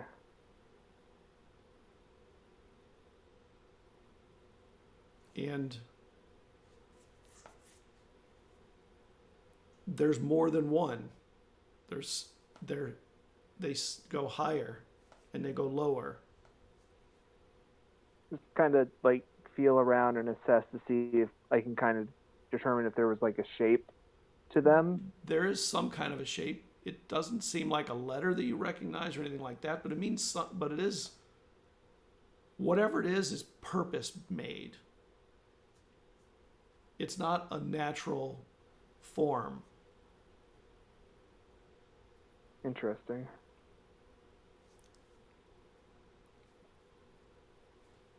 I guess the most they wrap around it. Oh, so there's all the way around the stone. There's something that's been distinctly worn down. Yes, over however long it takes for stone to wear down. But it wraps around it. As much as I would like to focus on this, I'm on top of this ladder in a loincloth, so I figure I'm probably trying to get off of this as quick as possible. Yeah. A few more steps and you can drop the ring over it. It just sort of drops and goes, and the shape of the stone, because it tapers out, it just goes a few feet down and locks, and all the ropes then are dangling down that they can start pulling back to tie off the ribbons. Okay. That's what you're trying to do. Sorry, I'm trying to visualize it. I think I got it. All right, so I slide down, then I can start going down the ladder, I'm assuming, at this point? Yep. All right, I will go down the ladder and then head with my head down and from embarrassment, probably head back to the soul. And then when you get down, Moraine, another one of the acolytes, says, "Good job. You know, I'm glad you only fell from that low height when you were first going up.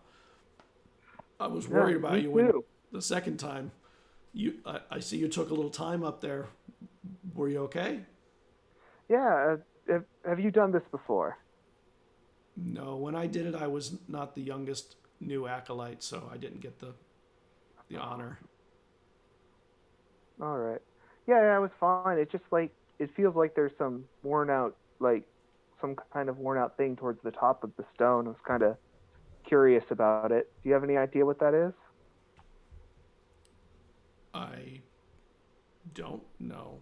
I've never even noticed anything on the stone, as far as I could tell. Just a big rock. Yeah, you can only really notice it when you're right up there. So I was kind of curious. Do you know who's done it before that maybe I can ask them if they had noticed it too?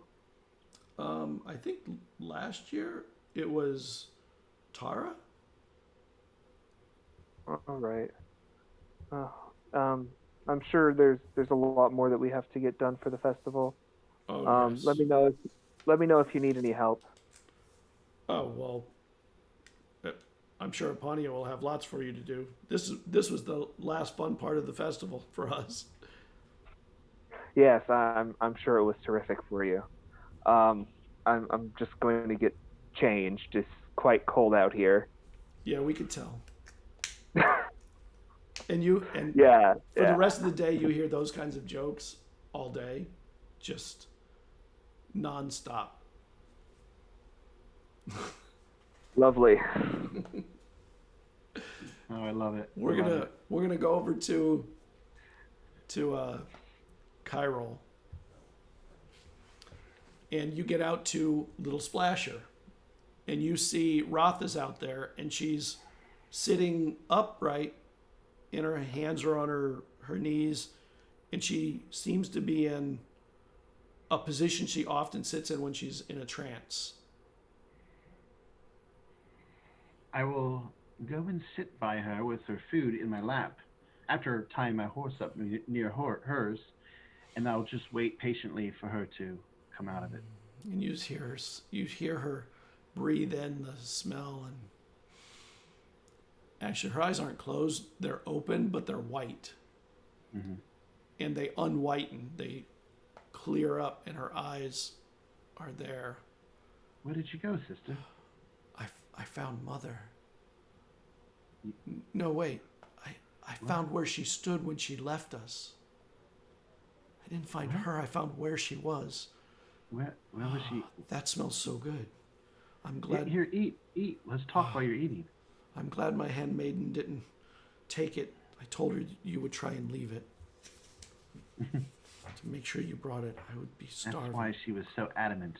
I was concerned that it would get cold, and she wrapped it up for you. You should thank her kindly for that. It's so good. Where was Mother? I remember today that she said on the evening of the festival she was coming out to Little Splasher. She was here? She was here. When She wasn't exactly here. She was over by that maple, and she points at a tree, a tree that, not old but not new. Mm-hmm.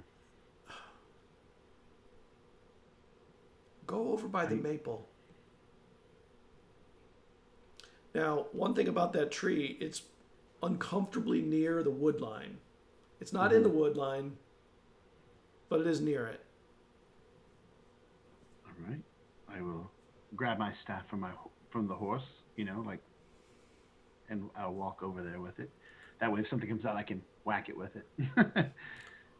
Walk around there. You'll find where she was, and you'll know it when you arrive there. I'll close my eyes as I get closer to it, just to see if I can feel it, and I will try to sense where Mother was. And you kind of walk a pace around in this area, and then suddenly you stand at a spot where there's no sound. Like all the sound around you just disappears. You can't hear your breath. You can't hear the sound of the birds and the trees and the wind. Nothing. Now you don't see anything different. It's only it's like an absence of noise. I'll describe that to her as I'm standing there. Yes. Here. It's a sound hole. Do I know what that is? Maybe, I mean, what I've known is... Make me an Arcana check. All right. Let me look at my Arcana. Huh? I said, let me look at my Arcana. I want to see what it was. Plus 6, 18. You've heard of them? You've heard that people who ascend, when they ascend for anywhere from a few moments to a few hours, that in the spot that they disappeared, sound like leaves with them. But it only usually lasts for a few hours at the most? At maybe a day or two for the really unusual ones. It just seems impossible that it could have happened as long ago as that and still be effective there. But how is there a sound hole here still? It was years ago. And when you're looking back at her, you realize that she has a box to her right. And it's the box that your mother kept drawings and her drawing equipment in.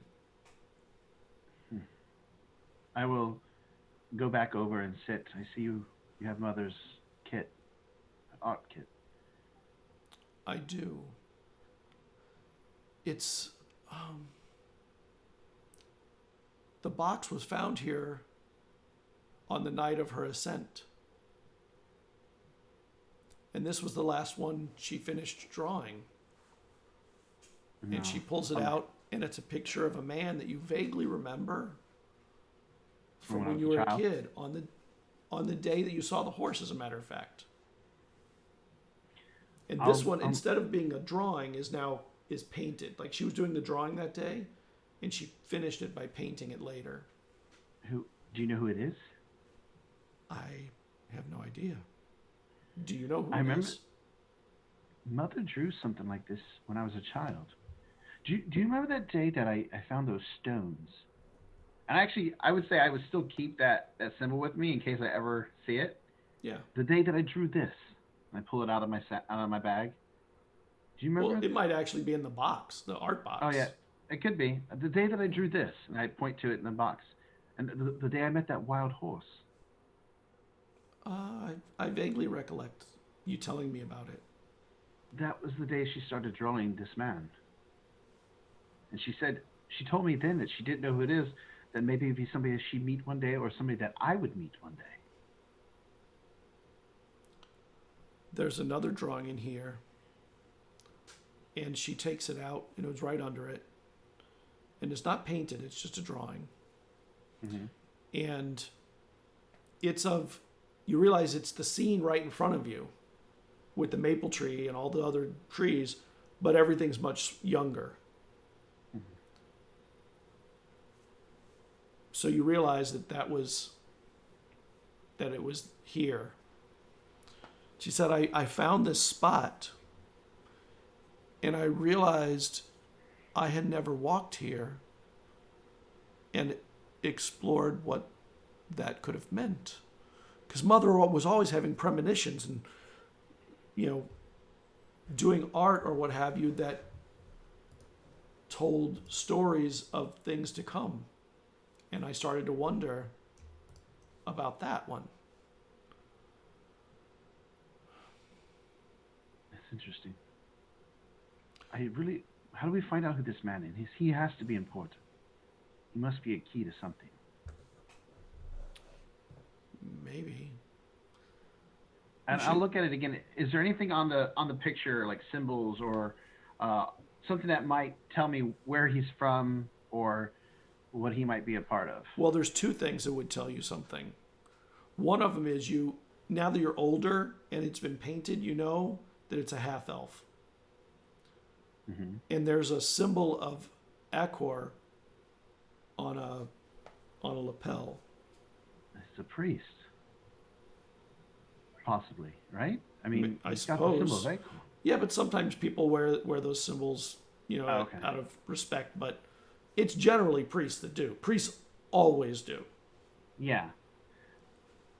I didn't know if I knew people would wear symbols, but with it on there, I was thinking that might be a priest thing. It's likely a priest. Okay. Your brother's tired of you. You know that, right? You know that, Vesryn.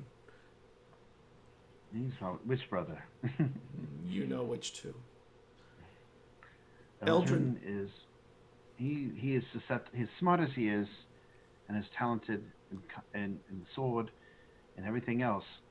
He has one weakness. It's Aelin. Aelin is able to get under his skin and twist his thoughts. That's correct. Problem is Aelin, the younger shithead. Oh, sorry. The younger. What should I say? I'm trying to think of the nicest way to put this system. The brat of the family.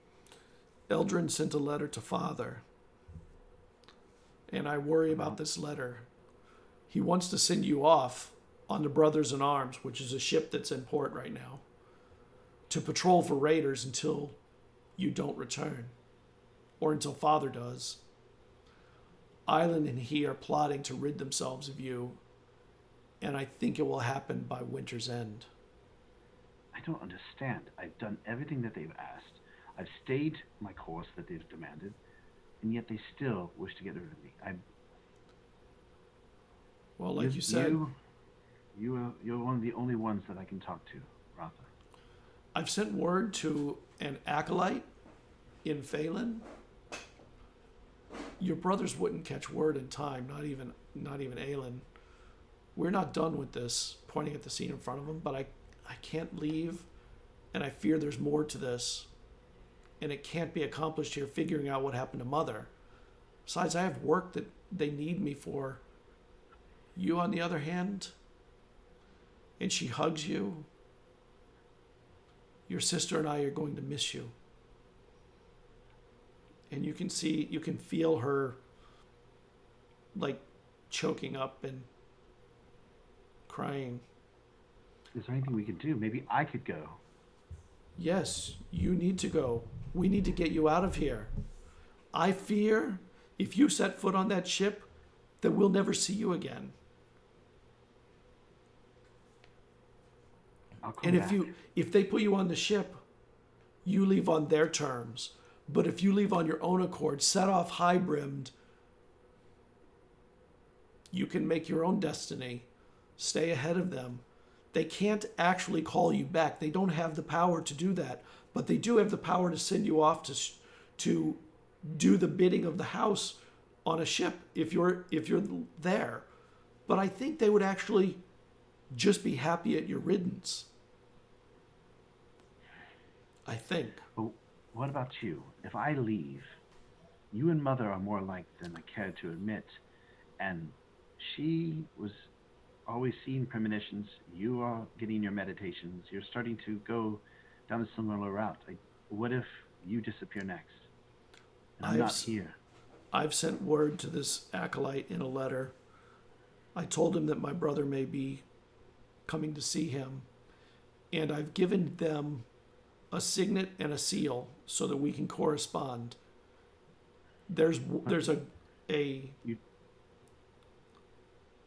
a courier that I trust that I told him of in the letter. He can send letters back and forth and get them to me without going through the normal channels. Do you know this acolyte? Can we trust him with this? I don't know him. I don't know if we can trust him. But I'd rather trust an acolyte to Acor in Phelan than anybody else in this castle. There's so much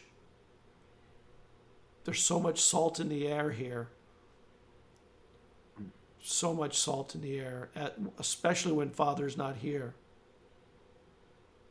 I'm sure you worded it in a way to where it doesn't put you in a position, yes? Because if he's not trusted, then it could come back on you. There's something amiss here. That space should not be there.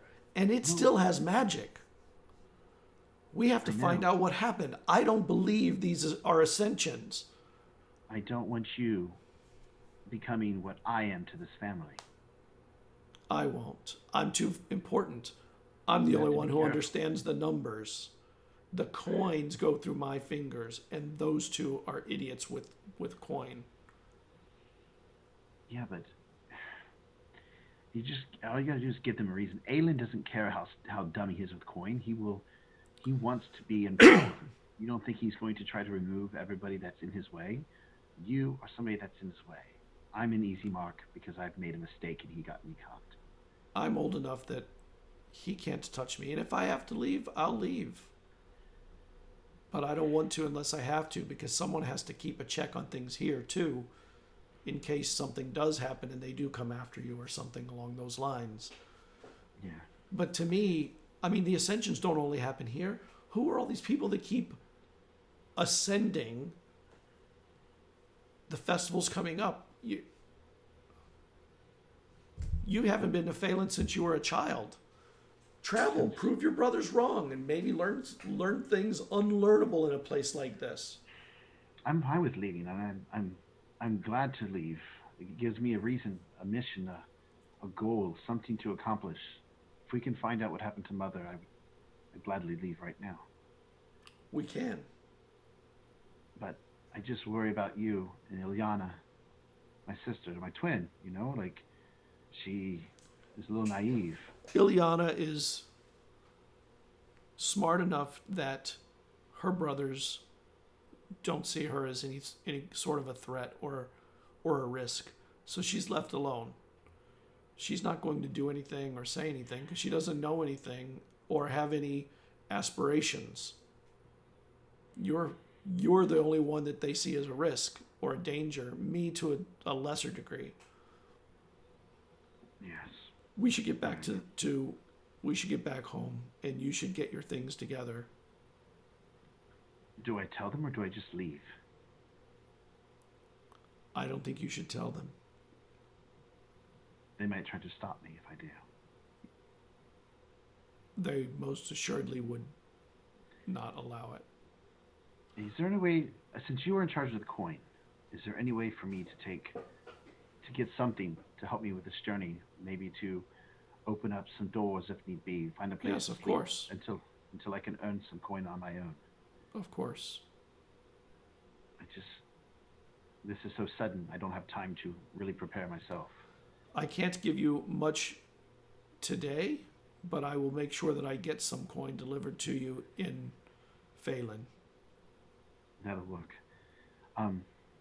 Ilyana's gonna kill me, but can you please tell her that I love her?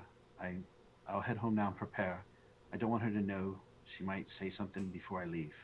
Of course. She'll probably hate me for leaving without saying goodbye. Maybe you should say goodbye on your way out. They're gonna know soon enough anyway. Perhaps I will. All right. Should we head back then? Yes. And when she stands up and she lifts up the box, and Can I keep this? I asked her, can I keep the box of Mother? Or at least some of the chalk and some of the pictures of charcoal. Of course, you can take what you need. I'll take the symbol that I drew and a couple of the pictures that Mother drew. Okay. Especially of the gentleman. And I'll take some of the charcoal as well. And when you start heading away, she, even on the horse, you said she's on the horse and she's looking back at that spot where the sound hole is. Very concerned, but also confused. Like, it doesn't make any sense to her. As someone who understands magic, I mean, even to you don't understand it. It doesn't. Why would a sound hole stay for so long, for just decades? I'll look at her and I'll say, we'll figure it out. Don't worry, sister. And you start to ride back. We're going to cut over to Cairo. And you get into the soul, and all the people are in there, and Some of the people are smiling at you. Some of the people are like glancing over at you, like out of the corner of their eyes, like, you know, in a playful way. Kind of blush and wave back. What? Kind of blush and wave back. Kind of like, yeah, hilarious. I get it. Yeah. And you're allowed to go and change again. Get dressed, check my wounds, make sure they're okay, and then I guess get back to the preparations for the festival. Okay. And and when you get back, Eponia comes back and says, I'm glad you're here alone. I wanted to talk to you about two things actually, the fish, and you were rambling on about some letter or something. Yes, the letter, and it's from the Earl's house, and they were asking about the tracking of the moon, and it's not really, I just write down the numbers. Did they ever inquire with you about that? They have not. I'm not sure why they would ask about that. I mean, well, we do supply them information sometimes about any particularly concerning movements of Mava. I mean, they do have ships that sail too, and theirs are warships filled with soldiers. So Yeah. we do send information over there, but they've just accepted it and did whatever they would do with it. I'm not even sure what they do with it when we tell them what's going to happen over a season. It's very weird. Maybe I just won't respond to it. Maybe it's someone trying to get that information for some other use. I can't possibly imagine why. Or why they would contact me and not you. And who did you say wrote this letter to you? It's from the Earl's house. Ratha. Well, that's the daughter of the Earl. Oh, is it? The eldest daughter. Yes, so, yeah, according to the letter, it's her, but I really have no way of verifying. Should I just ignore it? Ignore a letter from the Earl's house? I think not. Should I respond back then? What would you have me do? And why would they contact me? I'm no significance whatsoever. Well, you're the one who collects the numbers most frequently. How they know that, I'm not sure either, but they do know that somehow. Do they know that? So I wonder if they do know that, or if they knew your name and they knew that you take down the numbers, so. It's not like I put my name next to the numbers. Correct, but you do take them most frequently and have for several years. Yes. Well, since it's from the Earl, what information would you like me to share, and what information would you like me to not share? What did the letter say? Then I'll just take the letter and I'll hand it to him. And he reads through it. And as he's reading it, he kind of goes white. Like his face, like the blood leaves his face. What's concerning? This letter is not a typical inquiry. First off, she disparages the festival of mists by calling it simple festivities, but she is asking for your discretion. Yes, I thought it was quite bizarre. That's why I came to you with it. Well, that means that she doesn't want someone else in her family to know what she's doing. If you don't know their family, that family has infighting. I don't know what she thinks is a value of these numbers. I don't think you should keep them from her. It's not like they're particularly private knowledge. Oh, they're private. The church doesn't. You give out. Okay. You give out the forecast. You don't give out the numbers generally. Okay. And actually, she's not even asking you for the numbers. She's asking you if you track anything other than just the movement of Mava in a similar way with a similar amount of either volume or quality.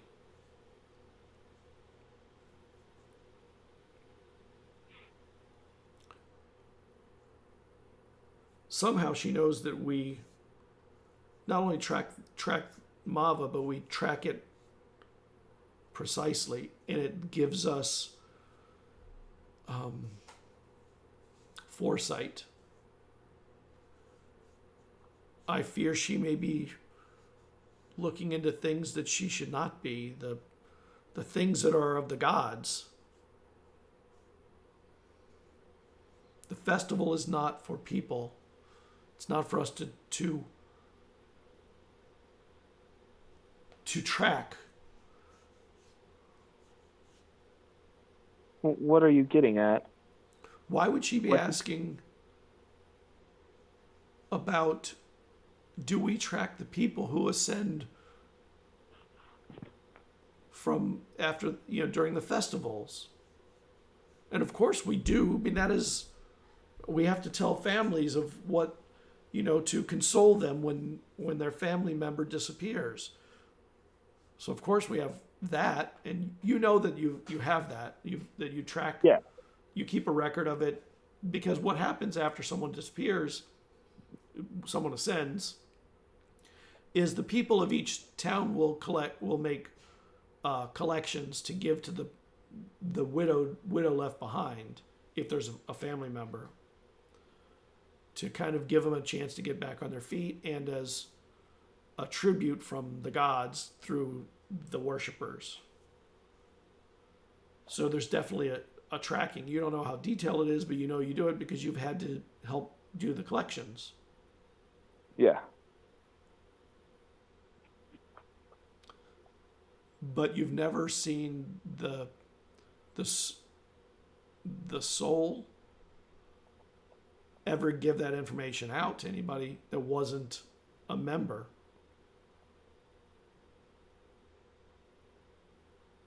And you've definitely never heard of anyone asking about, is anybody tracking that?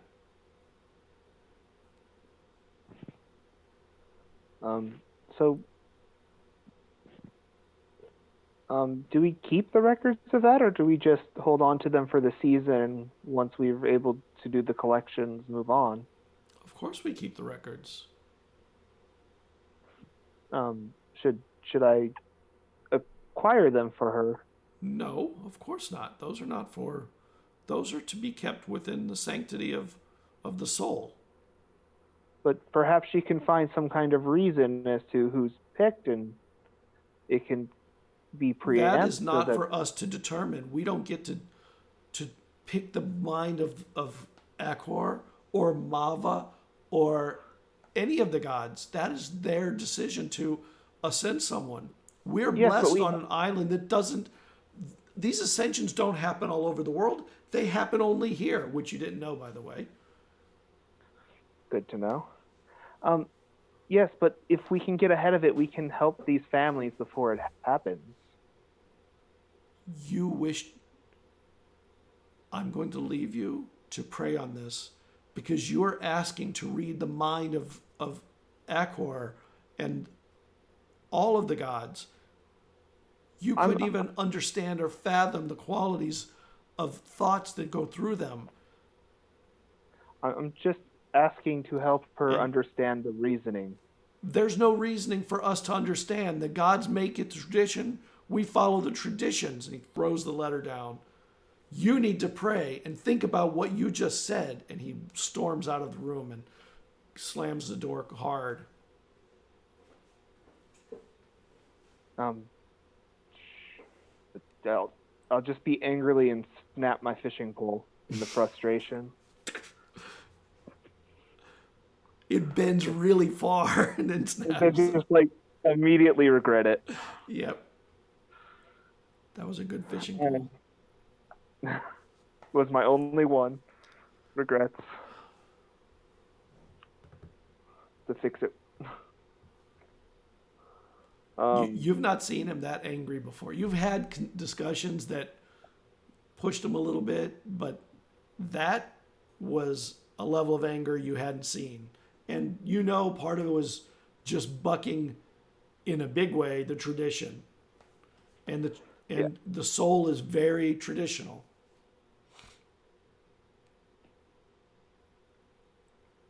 So would I have any idea where these records were kept? Probably down in the libraries that are underground. And Or in the Bach, which is it's a stone ring temple like thing outside of the main one, where people will sometimes go. It's open air, but there's rings that go in a circle with just a walkway in, and you can go in there to pray or speak with the gods, and it's a place of solace. Nobody will go in when you're in there. All right. Would I have free access to these places? You'd have access to the Bach, maybe the library. You would have access, but I wouldn't call it free. There'd be a lot of people around. There would be somebody around. Everything. Yeah, there'd be somebody around. Not. All right.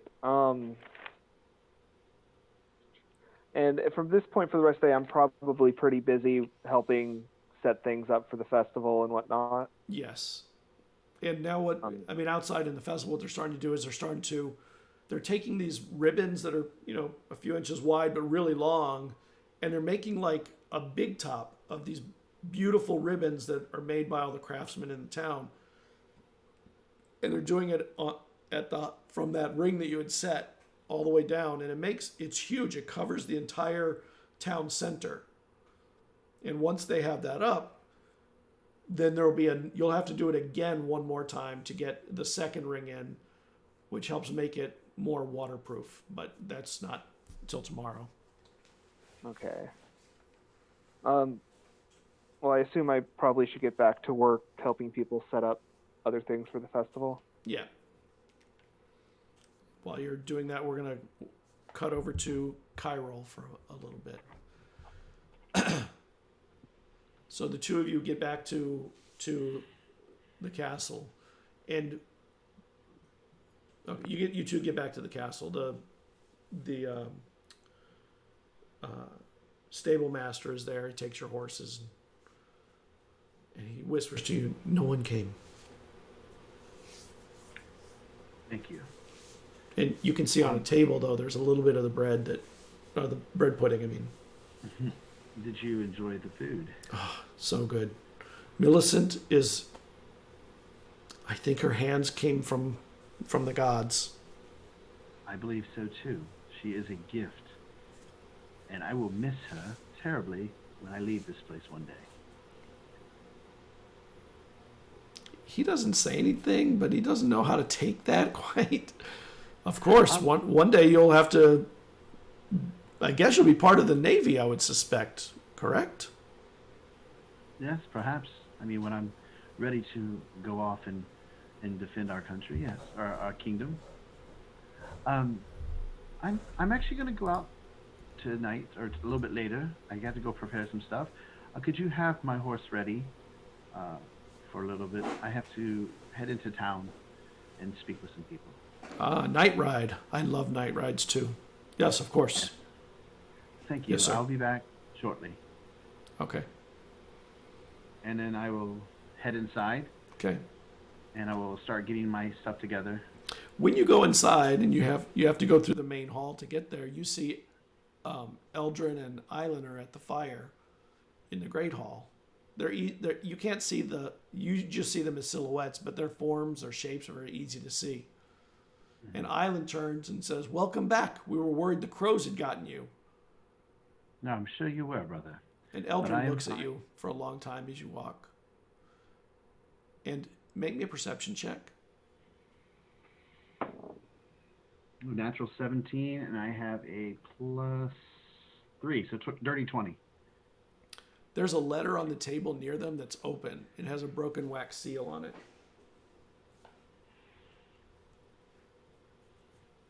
Sister, and Rotha's behind you. She comes in a moment later.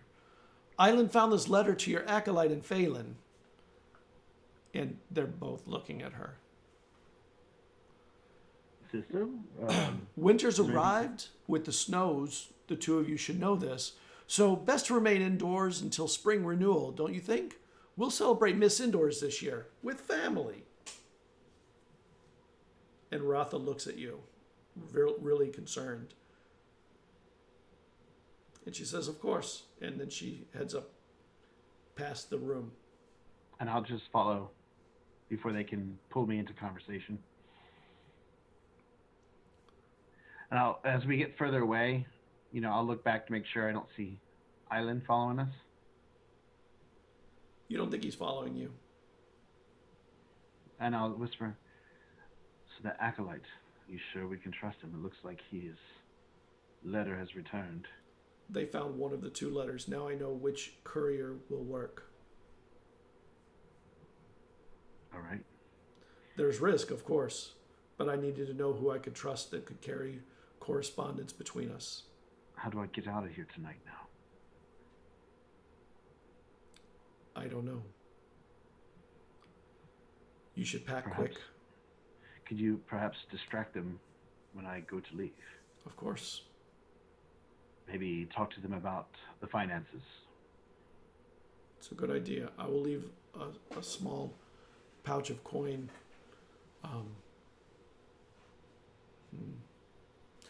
I'll leave it in the kitchens, in the jar with the flour. You can take it out of there.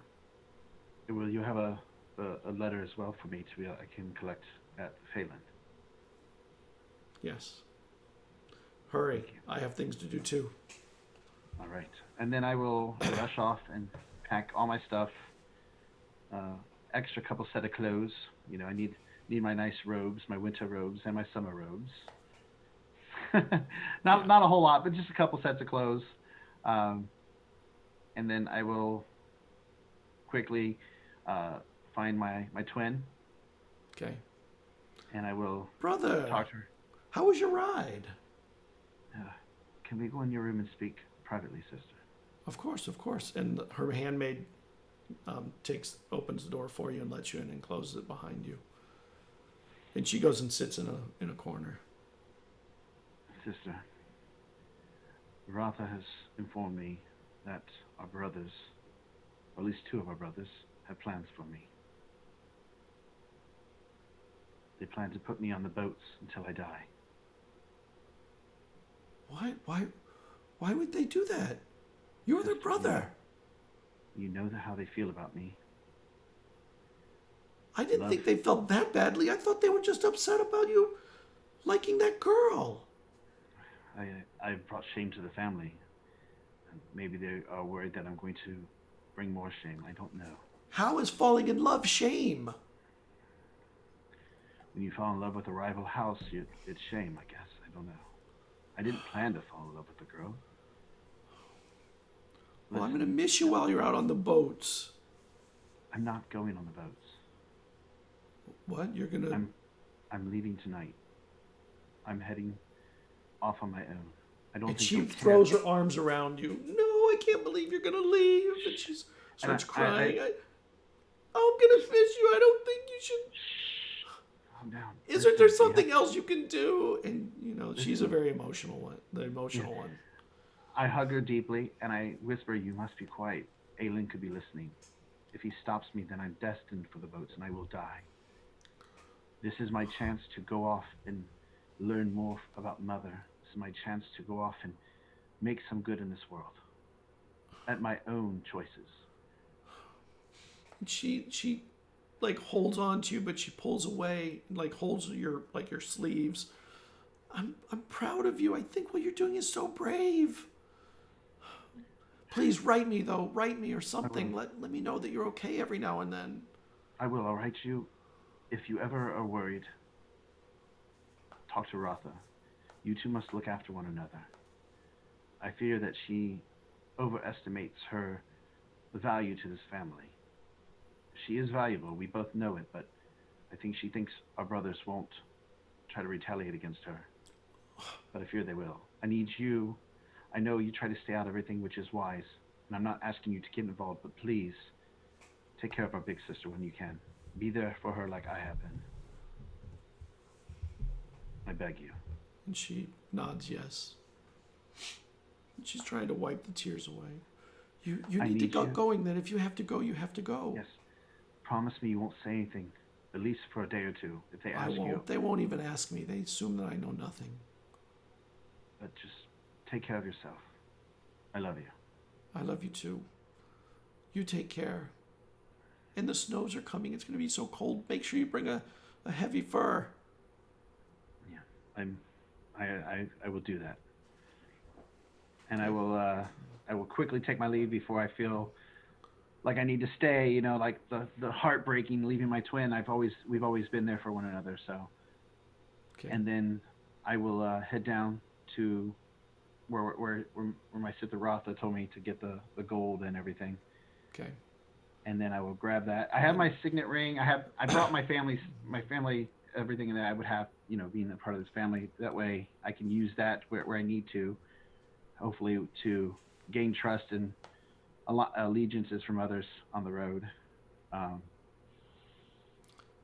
When you get down there into the kitchens, Rotha is actually in there, and Millicent is in there also.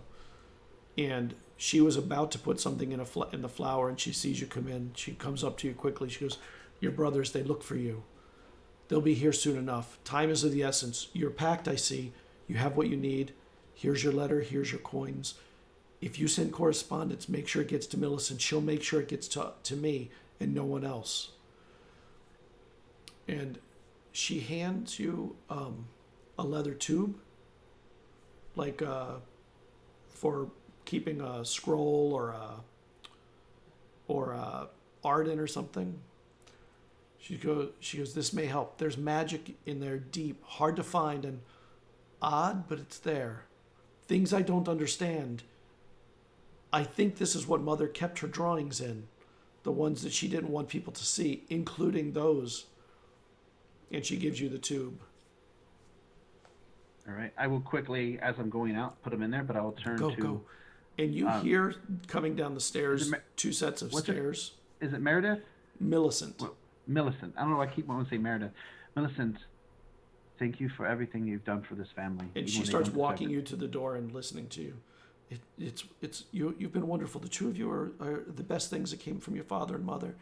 The two most like your mother, as a matter of fact. But you need to go. And the door. Yes. And she closes the door, and you hear the footsteps walk into the kitchen right behind, after she closes the door. And after I secure as I'm walking, I'm securing the things in there. I put it in my bag, and then I move as fast as I can without drawing attention to myself, like a brisk walk to the stables, and I will get on my horse. When you get to the stables, you see the stable master's there, and he's standing at the door. And he's like holding the side. He goes, "I'm sorry, Vesryn. I have strict instructions to make sure nobody leaves, even though it's your horse. You're not allowed to leave on it." If I give you another gold, I can't take a gold. And I punch you. Okay. I punch you in the face. Okay. So it looks like you tried to stop me. You did everything you could to stop me. If you stop me, his eyes widen at the thought of you being punched in the face willingly. I tell him my brothers will have me dead if you do not. Your brothers are going to have me if I let you walk. That's why you're not letting me walk. I'm hitting you. I'm getting past you. And he charges at you. Roll initiative. All right. 15. Okay, you go first. All right. Let's see here. I'm going to cast minor illusion of myself charging at him. Like, you know, like it looks like me. Right. And then I'm going to use that as a distraction to try to get past him if I can. Okay. So I'm casting that, and then I'm trying to step to the side so he sees two of us. Right. And then and I'm going to try to use that to cause him to lose track of me. Okay. He is not a fighter. Oh. Mm-hmm. He slams into your illusion and keeps going, and you sidestep. And I rush into the stable, and I jump my horse, and I will take off, and I will yell to him, "I'm sorry. You did your job," and I will just start riding, if I can. That's what I'm planning to do. All right, you keep riding. I don't want to hurt him. I don't want to actually hurt him. So. Okay, there's two ways to get to Phelan. Phelan is directly across the island, and there is some roads in the middle of the island that here and there, but they're not all over the place, and there's not one from here direct. The other way is to travel all the way along the coast, and that would take you through Arethusa and down the ILC coast, if I remember, Bay, I believe, the Bay of Puck, and it would easily quadruple your time, though. Mm-hmm. And I know about the forest, yes? Yeah, but when you go around Lake Kirok,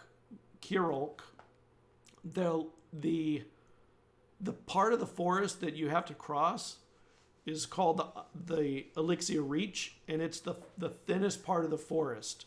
If you time it, you would be in the forest only in the day, mm-hmm. which is much safer in the day. Which route would take me by Ina's family's home? Neither.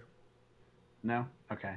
No, I was trying to stop by and tell her that what their plans are about the taxes against her family, as well as to say goodbye. But if it's not really in a route, I don't want to go out of the way.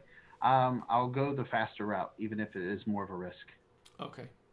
So you start heading around, and as you ride, you see this bulge in the ground, this mound, and it kind of brings back a memory of when you were a child. I'll slow for a moment to see if it's the same place that I was years ago. It looks familiar. It looks similar. And then you see the symbol on the stone, worn a little more, maybe. Or maybe just you see it from different eyes. It could be the same. I'll look around for the horse. Actually, I'll hop off and get down and take a closer look and just touch it. More so as a memory of my mother. Yeah. A memory that day. And then I'll look around for the horse one more time. And the horse is standing there above you. It's a little bit older, and it has a bump on it on the center of its head. And I will approach it. Hello, friend. And it backs away a little bit. I'll speak in Sylvan. Because I speak Sylvan. Hello, friend. Long time no see. And it stays where it is for a moment. It doesn't look as small as it did before. I'm about to travel, and I'm sure you don't want to come with me, but it is good to see you. You bring back fond memories. And it takes a step or two closer, like a little bit closer to you. May I pet you or touch you? And it just lowers its head down a moment. And I'll reach out and I'll just feel its. And your hand goes through it. Oh. And that freaks you out because there's nothing there. It's just like an illusion almost. And the horse whinnies. And, its bump looks more like maybe the beginning of a horn than a injured, like an injury or a bump like that. What sent you to me, I wonder? The family crest. Are you a unicorn? Doesn't do anything. It backs away a little bit. And then it runs up to the top of the hill. And then I'll get on my horse and follow it, if it'll let me. the hill's not that big. uh, It's the size of a medium-sized building, not like a big giant hill or mound. And when you get up there, the beast just disappears. I'll look around for a moment and take a big breath and just say, "Thank you. Please watch over me as I head to Phelan if you hear me." Okay. And I'll turn and begin riding again. Okay. You start your ride. We're going to cross over to Phelan.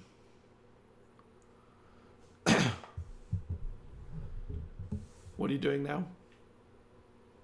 Morcant? I believe I was setting up for the festival with people. Yeah, you've been doing that all day.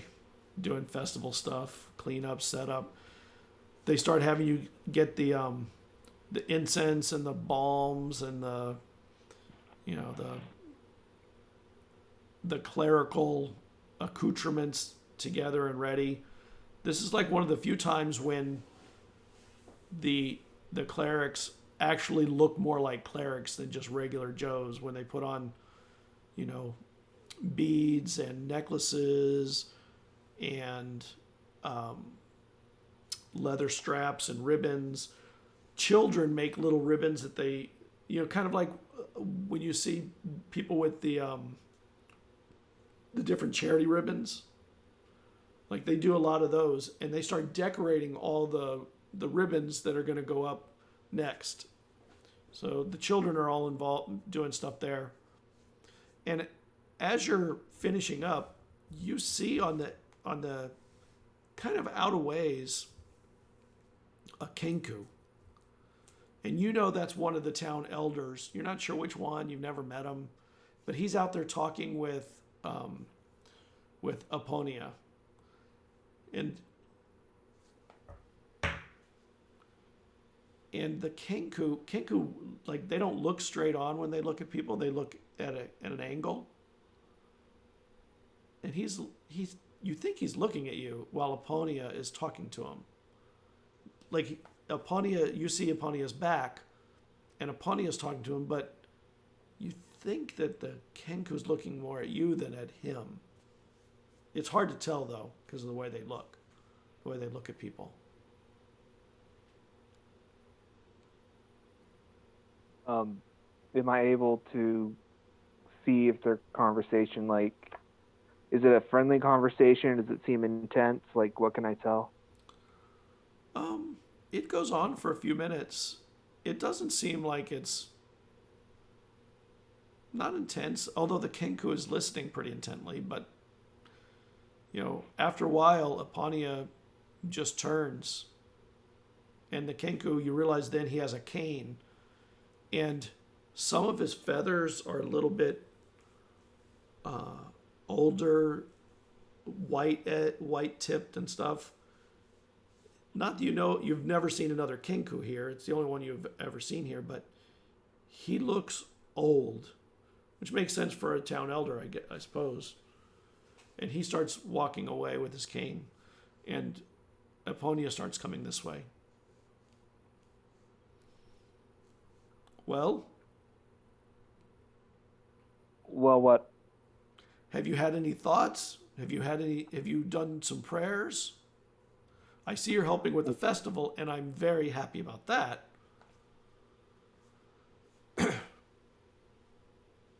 Yes, we have a lot to do tonight, and I figured I would get this all taken care of before I went to it. And was it the Cole, the name of the place where they go and pray?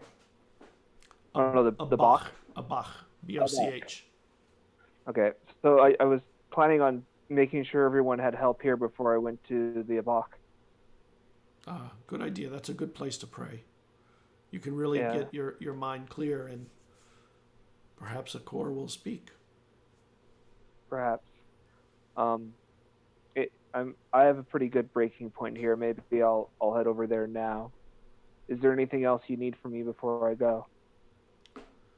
No, tomorrow in the morning you'll need to put the final ring up on the stone. So be prepared for that. But you did well today. That, How early in the morning are we talking here? it'll be early enough that the fogs will still be rolling. That means So yeah. light up. Just out of curiosity, when you were younger, were you the one to go up there? Oh, I wish that I had been given that honor, but I did not. Has anyone else mentioned that the top of it has like worn in like grooves? Yes, they were the gods' letters. They spell the name of the town in the language of the gods, I think. Oh, We can't read them anymore because those letters or whatever are for the gods, not for us. I see. Excuse me for not knowing that. I'm gonna go pray now. Thank you. Enjoy your time. I will. Okay. So then I'll head over to the box. Okay. And it is empty. And it's a ring of stones about chest high.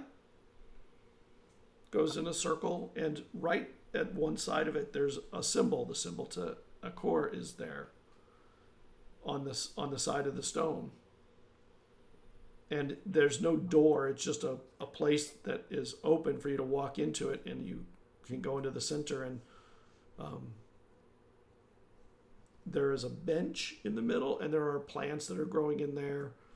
So it's a friendly place, but there's snow covering a lot of it now.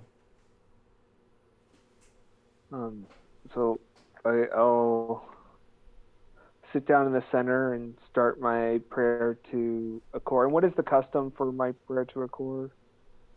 Like, what would a cleric do? Is it similar to something Judeo-Christian, or is it something a bit different? It's more like chanting there are words. There are words that you use that are in some ancient tongue that seem to be the things you say before, but the meaning is either above your station or lost into history. So I'll say I'll chant the thing, and then either in my mind or out loud, whatever is the custom, I'll ask Akor for guidance into what I should do about the letter I received. Okay. And what does your mind tell you?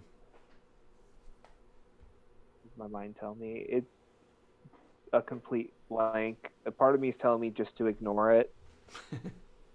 Because, there's a lot of scammers out there. I can't trust everybody. Yep.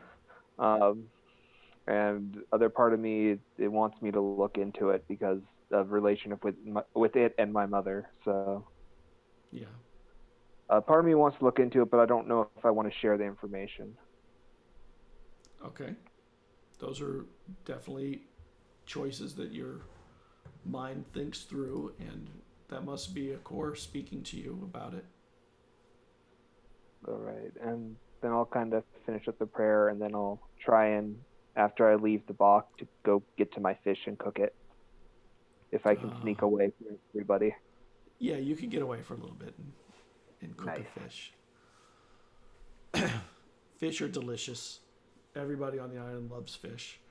You can smell they're starting to cook some of the longer, slower materials for our foods for the festival. They're doing these giant, something similar to paellas and things like that are in these huge vats, fire underneath them. They take days.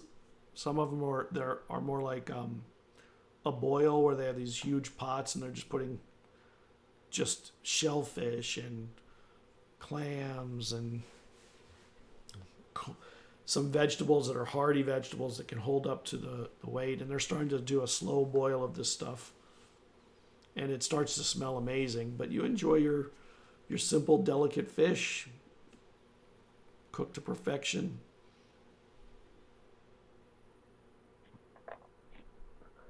All right, and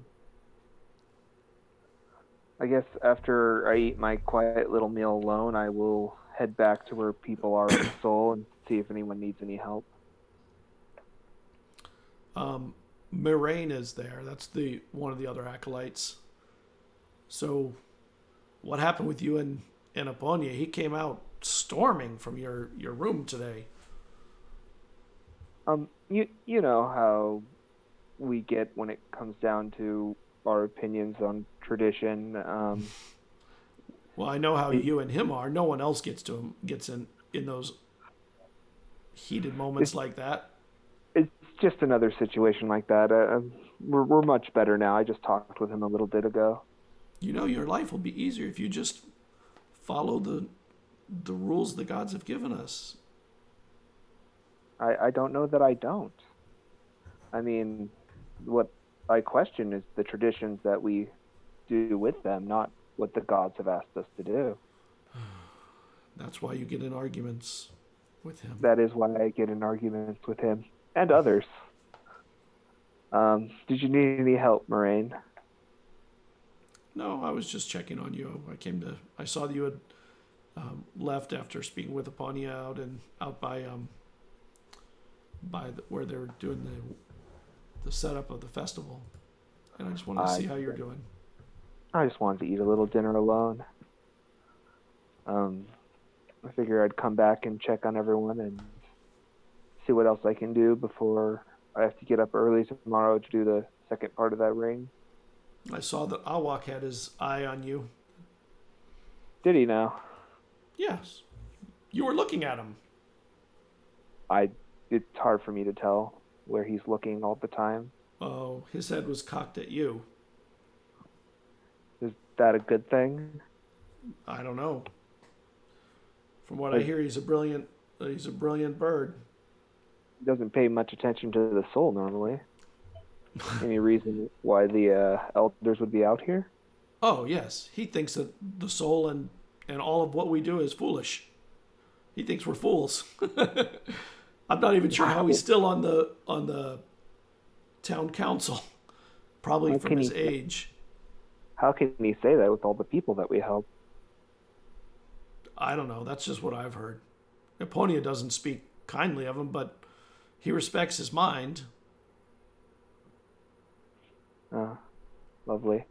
Yeah, I have no clue where he was looking at me then. If you have any insight to share, I'd be more than happy to talk with you about it.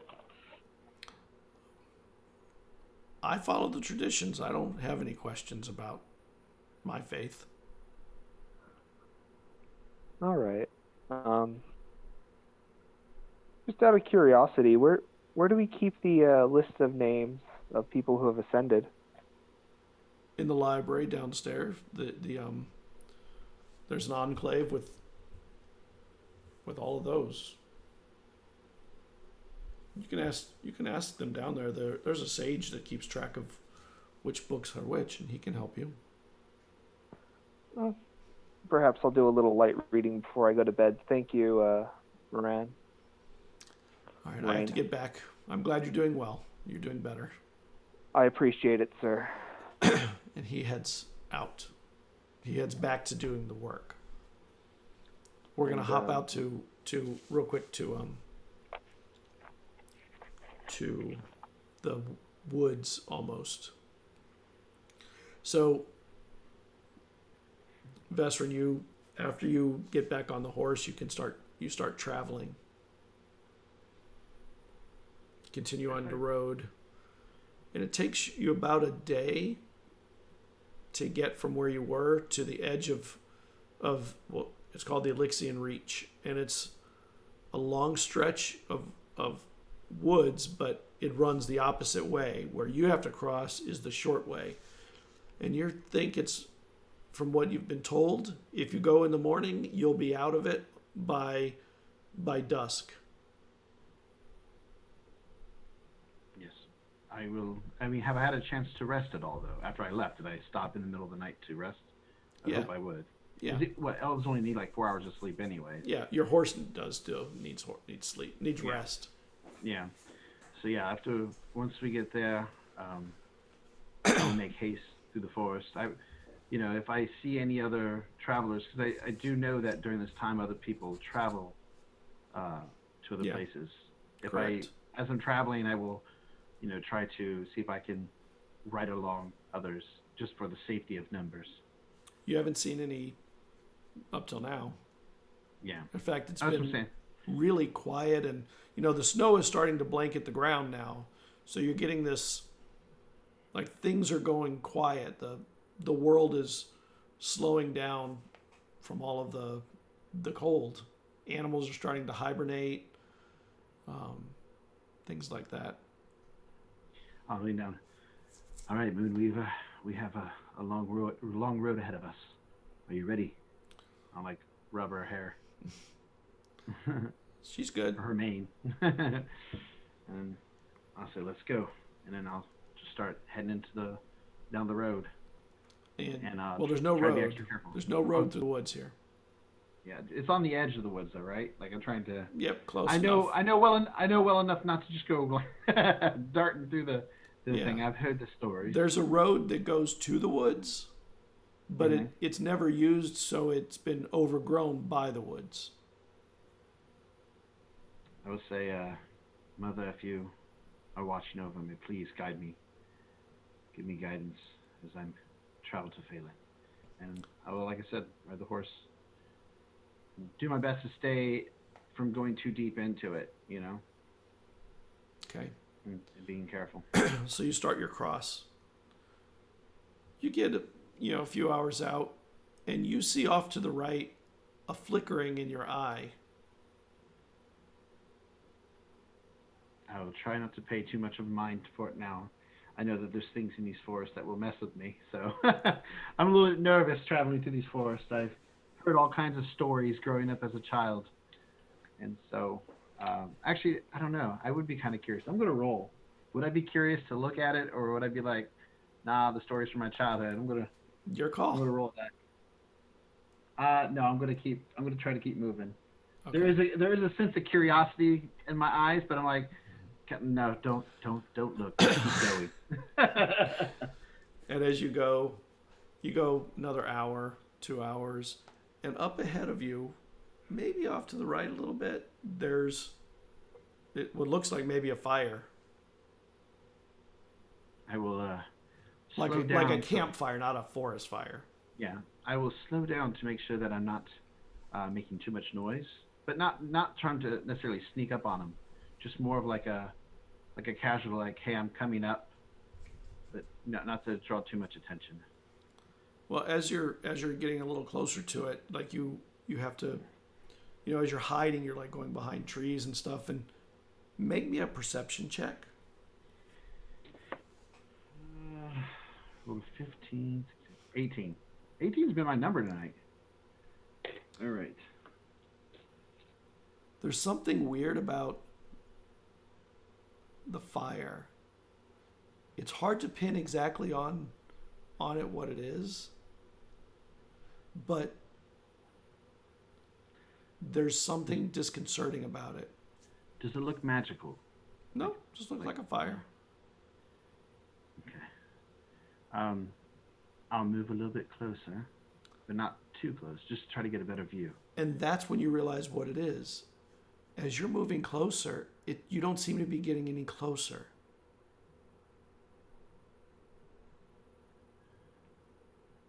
It's moving away from me?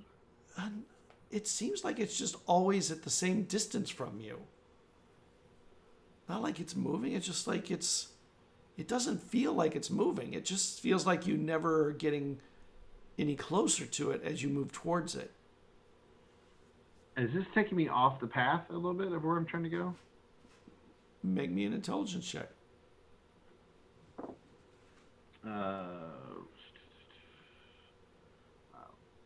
12. Thank God intelligence is my high stat, because it would have been a lot lower. Maybe it is. It's possibly. Have I heard of stories of something like this in the forest? You've heard stories travelers. of all kinds of crazy things about the forest. Sure. Anything? Yeah. Things that will lure you away and lure you to your doom or whatever, all kinds of crazy stuff. It's all, children's fables and stuff, of course. I will. I'll see. I'll look at Moonweaver. How is my horse reacting to this? Does Well, it seem to be Moonweaver is nervous? pretty far away from you, like almost a speck in the distance at this point. My horse? I was Yeah. on my horse. I thought it was on my horse. I got off my horse. Okay. Oh, you told me you had gotten off to try and stealth. I was riding up on the horse but yeah, that's fine. I got off my horse. Once I realized Moonweaver is really far away, I will turn around and walk back towards Moonweaver because I do not trust this with the stories. I'm telling you, my guy is very cautious when it comes to this stuff. I'm alone in a new world. All right. Make me dude. And as you get close to Moonweaver, make me a perception check. 11. All right. And your saddlebag drops off the horse and falls to the ground. You see it fall. You don't see anything else happen. It just falls. I will prepare myself for combat, and I will approach, have my staff ready, magic in hand, like the incantation ready to go for a firebolt as I will move slowly towards Moonweaver to make sure there's nothing there.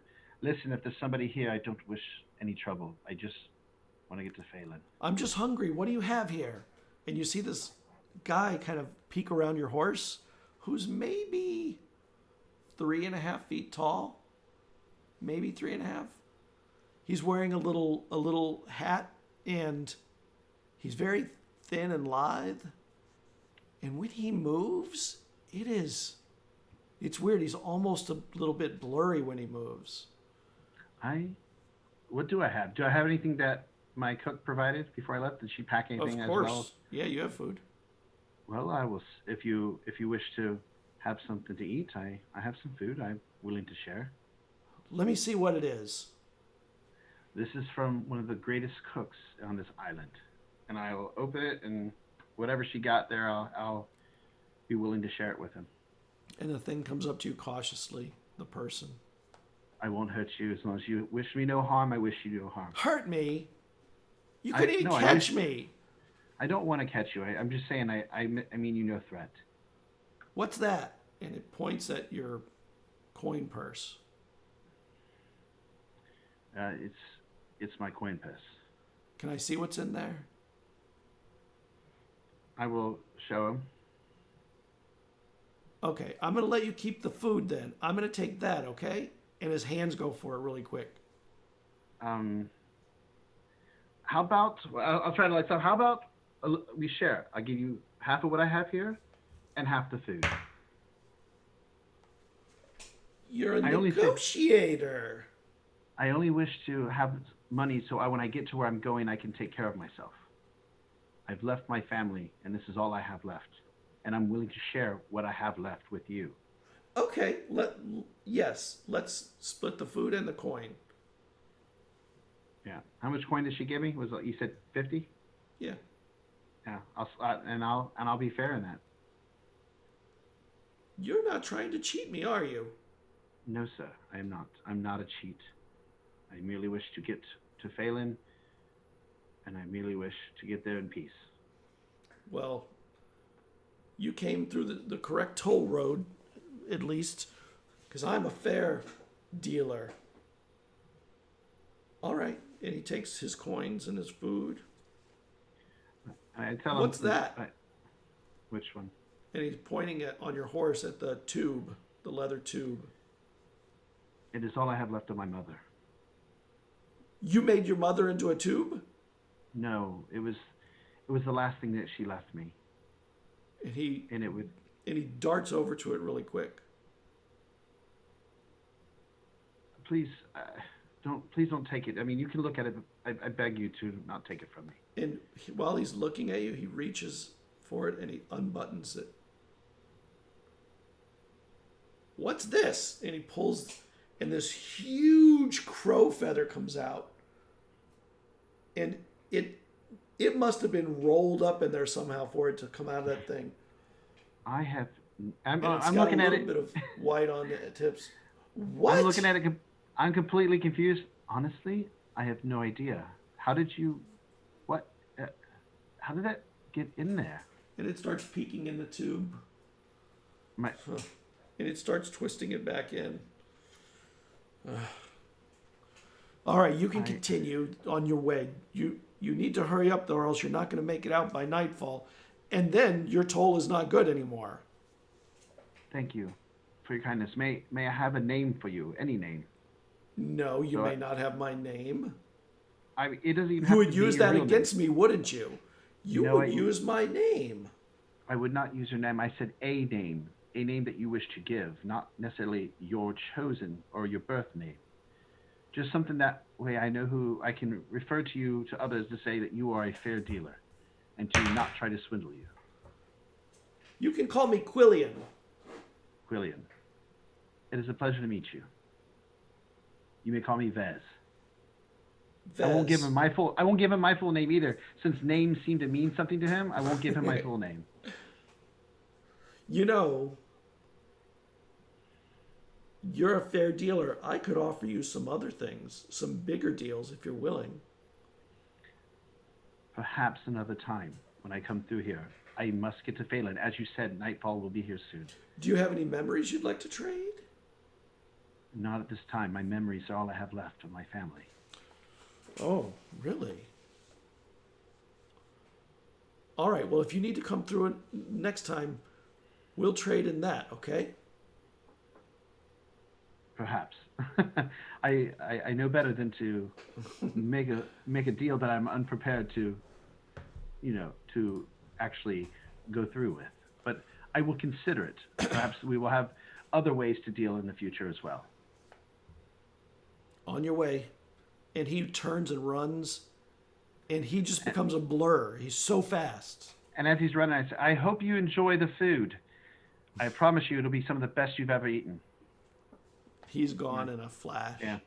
But I'm sure he heard me, and I hop on Moonweaver. I put my saddle back on Moonweaver and quickly get it, and then jump on and continue. And you get through the forest. Just as dusk comes down, you get out of the forest, and you get to an area where there's a big lake. And basically from here over to Phelan, there's really no other encounters. But it is a long, multi-day travel. And you go through an area that becomes a little bit deserty, like tundra-ish, but not desert. Some mountains, you have to go between some mountains that are in between. The mountains don't roll, like they're not all together. There's here, and there's valleys and stuff that run between all of them. All right. And then I'm glad I made it through the forest. When I leave the forest and I see all that, I'm like a sigh of relief. Like, oh, I made it. Like I'm one of the lucky few to not disappear in those forests. Well, you just made a good deal. Yeah. At least I kept some of my coin. Yeah. You were so close to losing it all. All right, we're going to go back over to Phelan. And what are you doing the rest of the night? Would I expect the sage to still be in the library? He sleeps in the library. So he's Would it be always there. Would it be incredibly rude if I showed up at this time, though? People show up at all hours. The thing is, they're not actually interrupted that often. So they wake up when they need to do something for you, when they need to help you with something. Okay, well, it's quiet and people are starting to settle down. I'll sneak down into the library and see if I can speak with the sage. And you get down there, and he's resting, but his eyes are open. He's laying on his side, and his eyes are open. And as you're moving, you realize he's asleep with his eyes open. And what's his name? His name is Diver, Dyvyr.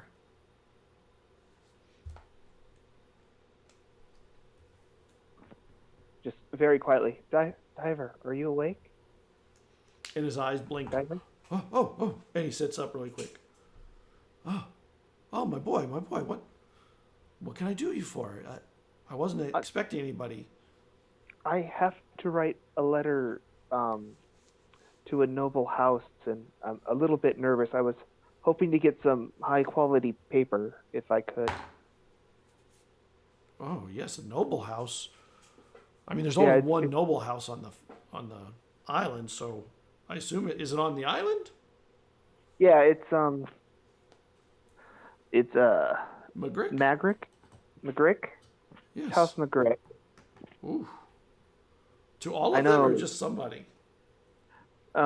It's to the eldest daughter. She just wanted Ratha. to. Yeah, are you familiar with the noble house? I've never met any of them, but I've had records of their visits in the past. Does she visit often? Oh, she hasn't visited in decades. Well, she also says that one of her brothers may contact me. So one of Which them may one? be That's coming. important. Let me check the letter here. Doesn't say. It doesn't say. It just says one of her brothers. So I wanted it to be nice paper. I was also wondering. Pray that it's if you- Vesryn. Oh, why is that? He's the only one that would be kind. Oh, are they less? They aren't the nicest family then? They're strong-willed. They're a military family. They're the Navy of the high seas in this region, so they're very strict and very regimented. All right. And while I'm here, where do you keep the book of the records of those who have ascended? His eyes open up and he kind of goes through some shaking to wake up. Oh. And he stands up and there's some little shoes that he slips on. And he walks really slowly, painfully slowly, over to a big table, and there's just stacks of books up there. And he starts, and he moves some books. Oh, haven't taken this book out in a long time. 15 years. Yes, I know. And he opens it for you. Let me get you some parchment. A moment, please. Thank you. I appreciate it. And there's no quill or ink there either, so he'll bring that back. So you have a few minutes before he returns with the stuff. You have the book in front of you. I wish I had thought this through a little more. I'm just going to kind of go through and the best of my abilities, just kind of for the last couple of pages, just get a list of the names in my head and see if there are any names that stand out to me. One thing that you're good at, and you have been doing this for a long, you're good at numbers. Yeah. Which is why you were given the role of writing the numbers. And people have disappeared from every town all across the island, and from places that aren't even called towns. They're given a name like northeast edge of Bay of Puck, that kind of stuff, just weird things. And 15 years ago, you realized that the names go on for pages. So From 15 all years around ago the was island. a lot of people. Yes. And it was a lot of people. Somehow they got the records and must have compiled them here. Okay. And then about 16 years ago, is it similar, a lot of people? Or No. was it significantly less? There weren't any more for another 44 years, I think. Oh, okay. So it's rare when there's an ascension. Yes, it's really rare. All right.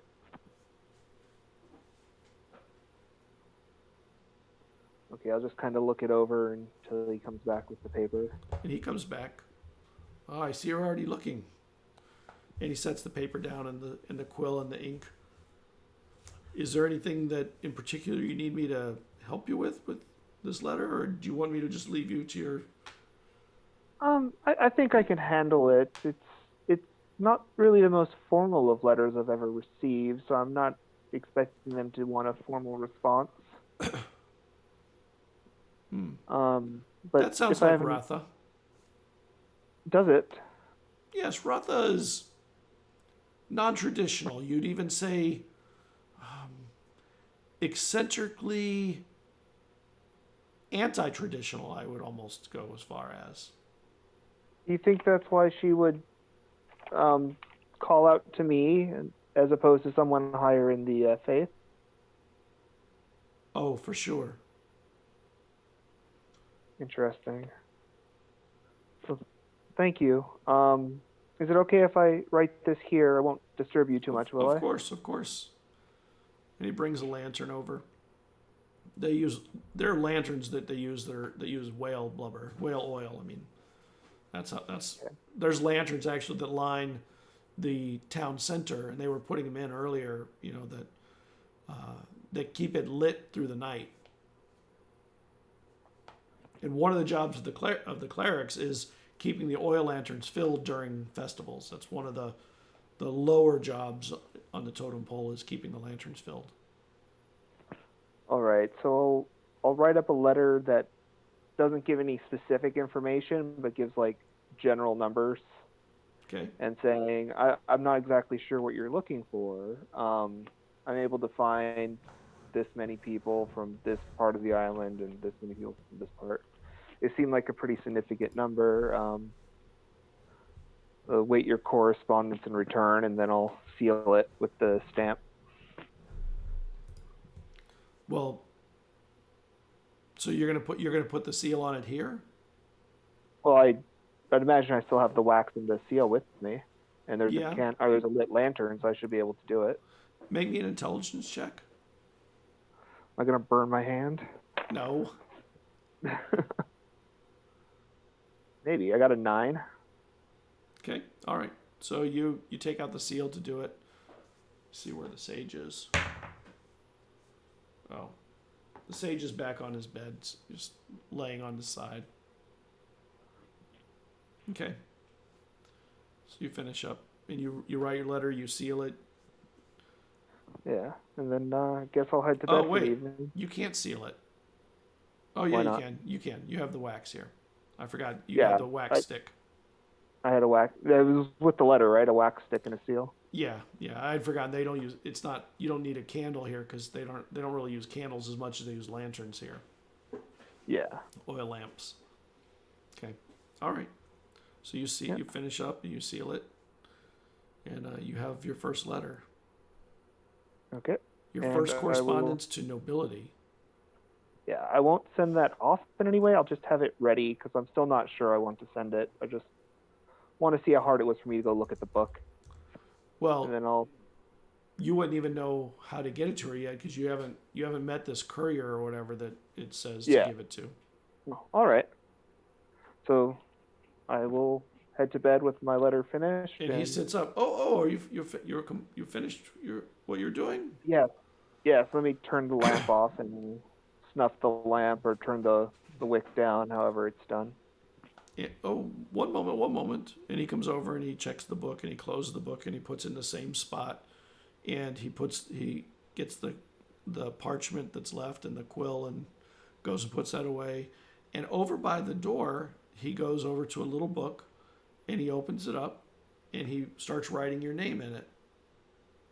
And he starts writing a little bit of information on what you were looking at. All right. And what time is it? It's really late. It's midnight-ish, I guess. Yeah, close enough. All right. Have a good night. You should get some sleep. You have a busy day tomorrow. I gotta put that. You have to run the poll again. Yeah, will you be there to cheer me on? Oh, hell no. Did you have to do it when you were my age? Oh, yes. I think it's the most embarrassing, shameful thing that they do. Yes, I feel like the only people who think it's an honor are the ones who don't have to do it. Of course. Have a good night, sir. Good night. And he goes and lays down again, and you head up. All right. What are you doing then? Going? Yeah, I think I'll head to my room because I get up early. Okay. You get some sleep. When you wake up early in the morning, it's to the sound of the door being knocked on. 1 second, get my loincloth on. And Get my loincloth on and answer the door. the loincloth, right? Let's see who it is. It's one of the younger ones. Are you ready? No, but I don't really feel like I have much of a choice in this. And you head out.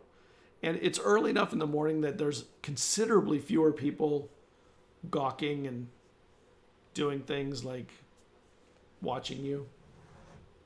There are a few, so it doesn't go away, but there's less than there were before, which is a little bit comforting. Yeah, so I'll just get it done with. I'll start heading up the ladder and put the ring on. And you start your climb. And Vesryn, you arrive at the town. From a way that very few people arrive, you come around the lake, and there's no wall or anything. You just ride up to the town. And when you get to the town, you can see there's a gathering around the town center. And there are a bunch of people out there. There's these beautiful ribbons running down this pole. And there's a guy just wearing a loincloth in the middle of this freezing weather, climbing up again at the top of the post. What is that man doing? Jeez. And then from the other side, you see that there's the arrival of a bunch of people from another town all at once. It's just this huge train coming in. And there's what looks like the leader of the train, along with a girl and an old man, watching you do this. What in the... Make me a perception check. All right. Natural 20. You get to see all the loincloth. Hold on. My hands up. Keep my hands up. If you want to see it, I'll show you, because I like showing it off because it's my Kraken dice. So. Here we go. USB cam. Here we go. Oh, natural 20. Nice. Is that the first one for the campaign? I don't know, but that was awesome. And you see this guy up there on the post. And across the way you see this huge train coming in. And then there's a little side street, and you see a person that looks like a human crow. And his feathers look like the feather you have in your leather pouch. And when the guy on the pole starts coming down, his face is instantly familiar to you. I pull out the drawing and I look at him. There's no mistaking it.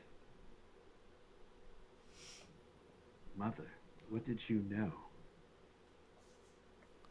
And I'll fold it up and stick it back in. A moment later, you see this dragonborn, which you've never seen but you've heard of, come crossing into the people, kind of not in an uncomfortable way, but sort of walking up to get a good look also at this person on the pole. And while you're up on the pole, you can see down and see all these people looking at you. And suddenly there's a different feel to the way that these people are looking at you. There's a bunch of people looking at you, not like oglers, but almost like people that see something more in you. And that's where we'll end. All right. Nice. Welcome, Well done. Erevar 27. Yes, the train has arrived. The Dragonborn has arrived. Everyone gets to see me in a loincloth. Well, to be fair, we don't see much of you. It is cold. It's really cold. Very cold. Uh-oh, somebody's going to kill them all. So, oh man, that was awesome. All right. You have me nervous in that forest, especially with, I'm assuming that's a fake creature, and I think I know what it is, but out of character, I think I know what it is. But You obviously- almost surely know what it is. Yeah. Yeah, it was a quickling. Yeah, that's what I assumed it was. But Yeah. would I know what those are? You've at heard all? you've heard fairy tales of things like that. Sure. Mm-hmm. Yeah, very interesting. I wonder if people have a lot of stories about running into those. Not good ones. And I have a good one. Do you? You got robbed for half your gold and half your food. Trust me, if the stories I've heard are a lot worse, I'm sure. And the way I look at it, that's their forest or his forest, and I don't know what I'm messing with. And he could have taken all my gold and my food, but he was willing to negotiate. So. And Yeah. he made a friend. Yeah. And the ghostly unicorn was cool. Yeah, I like that. That was I like the intrigue on your backstory. That's real fun. Yeah. Can't wait to see how that plays out. I can't wait to see what my brothers do. I do like the fishtail. Now that's a fishtail right there. The hands. I just kind of brush it off afterwards, like, oh, that happened. Oh, you still think about it. It's just you haven't had time to think about it much or do anything about it. But Like, it gets brought up, and then just the subject automatically changes. I think I'm just going to keep doing it that way. I like How old that. was the girl that saved you? Was she like a little girl, or was she like a it's young like woman? 8. You got saved by an 8-year-old. Yes, I love it. Look at Lives that. in the. Does she live in the Soul? Do I know her, or is she some random 8-year-old? No, she's not a random 8-year-old. She's a visitor, but she was staying in the Soul, so she was sent to check on you. You need to buy that one of the girl things- a present. Yeah, Eponia, one of the things he does when people annoy him too much, he sends them off on ridiculous little tasks to get rid of them. And children Is that right? definitely annoy him. Dude, you got to get that girl a present. What 8-year-old would run into the water to save a grown-ass man from being eaten by a fish person? That says a lot about that girl. True. That's a tough little girl. She's a little BA. That's all I'm going to say. I love it. Some people are heroes. Yeah. She's an adventurer in the making. She doesn't even know it yet. Yeah. Not me. I just get attacked by fishmen. Hey, you survived him, and you ran him off a little bit. He didn't. I'm sure he had to think twice about going after you with that. Was it a rebuke? What was it? What was it you used? It's a electric bulk. It's from the subclass. Yeah. That was awesome. You did more Yeah. damage to him than he did to you. It seems like really strong for level 1, but I'm sure it evens out later on. it becomes useless eventually. But it's a reaction, which is always fun. Yeah. Never Mechanically. useless. It's never useless. Every bit of damage counts. That's right. Dude, And Scott, look, I you love ended up on the pole. it. I knew I was going to end up there. I wasn't gonna fight it. You I loved even it. It ended was up there awesome. twice.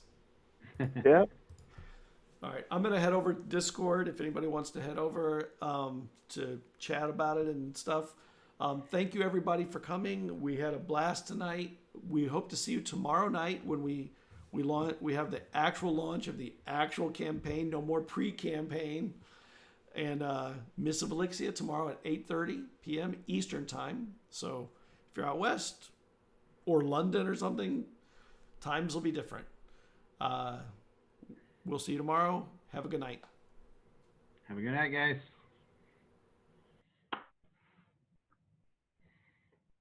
Dude, that was a blast.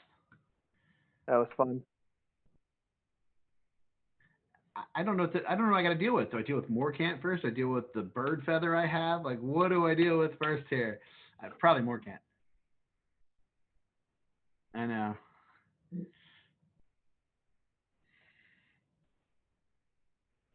Yeah. Yeah. How do I approach somebody that I don't know? By the way, my mother drew this picture of you years ago. You can try that. I'll just look at you like you're crazy. Yeah. Just like, did Ring put you up to this? What? Yeah. By the way, was my mother and Ratha divination wizards? I was wondering if Ratha was too, because I know she's doing the meditation and seems to be going on that route. No, Mike still left.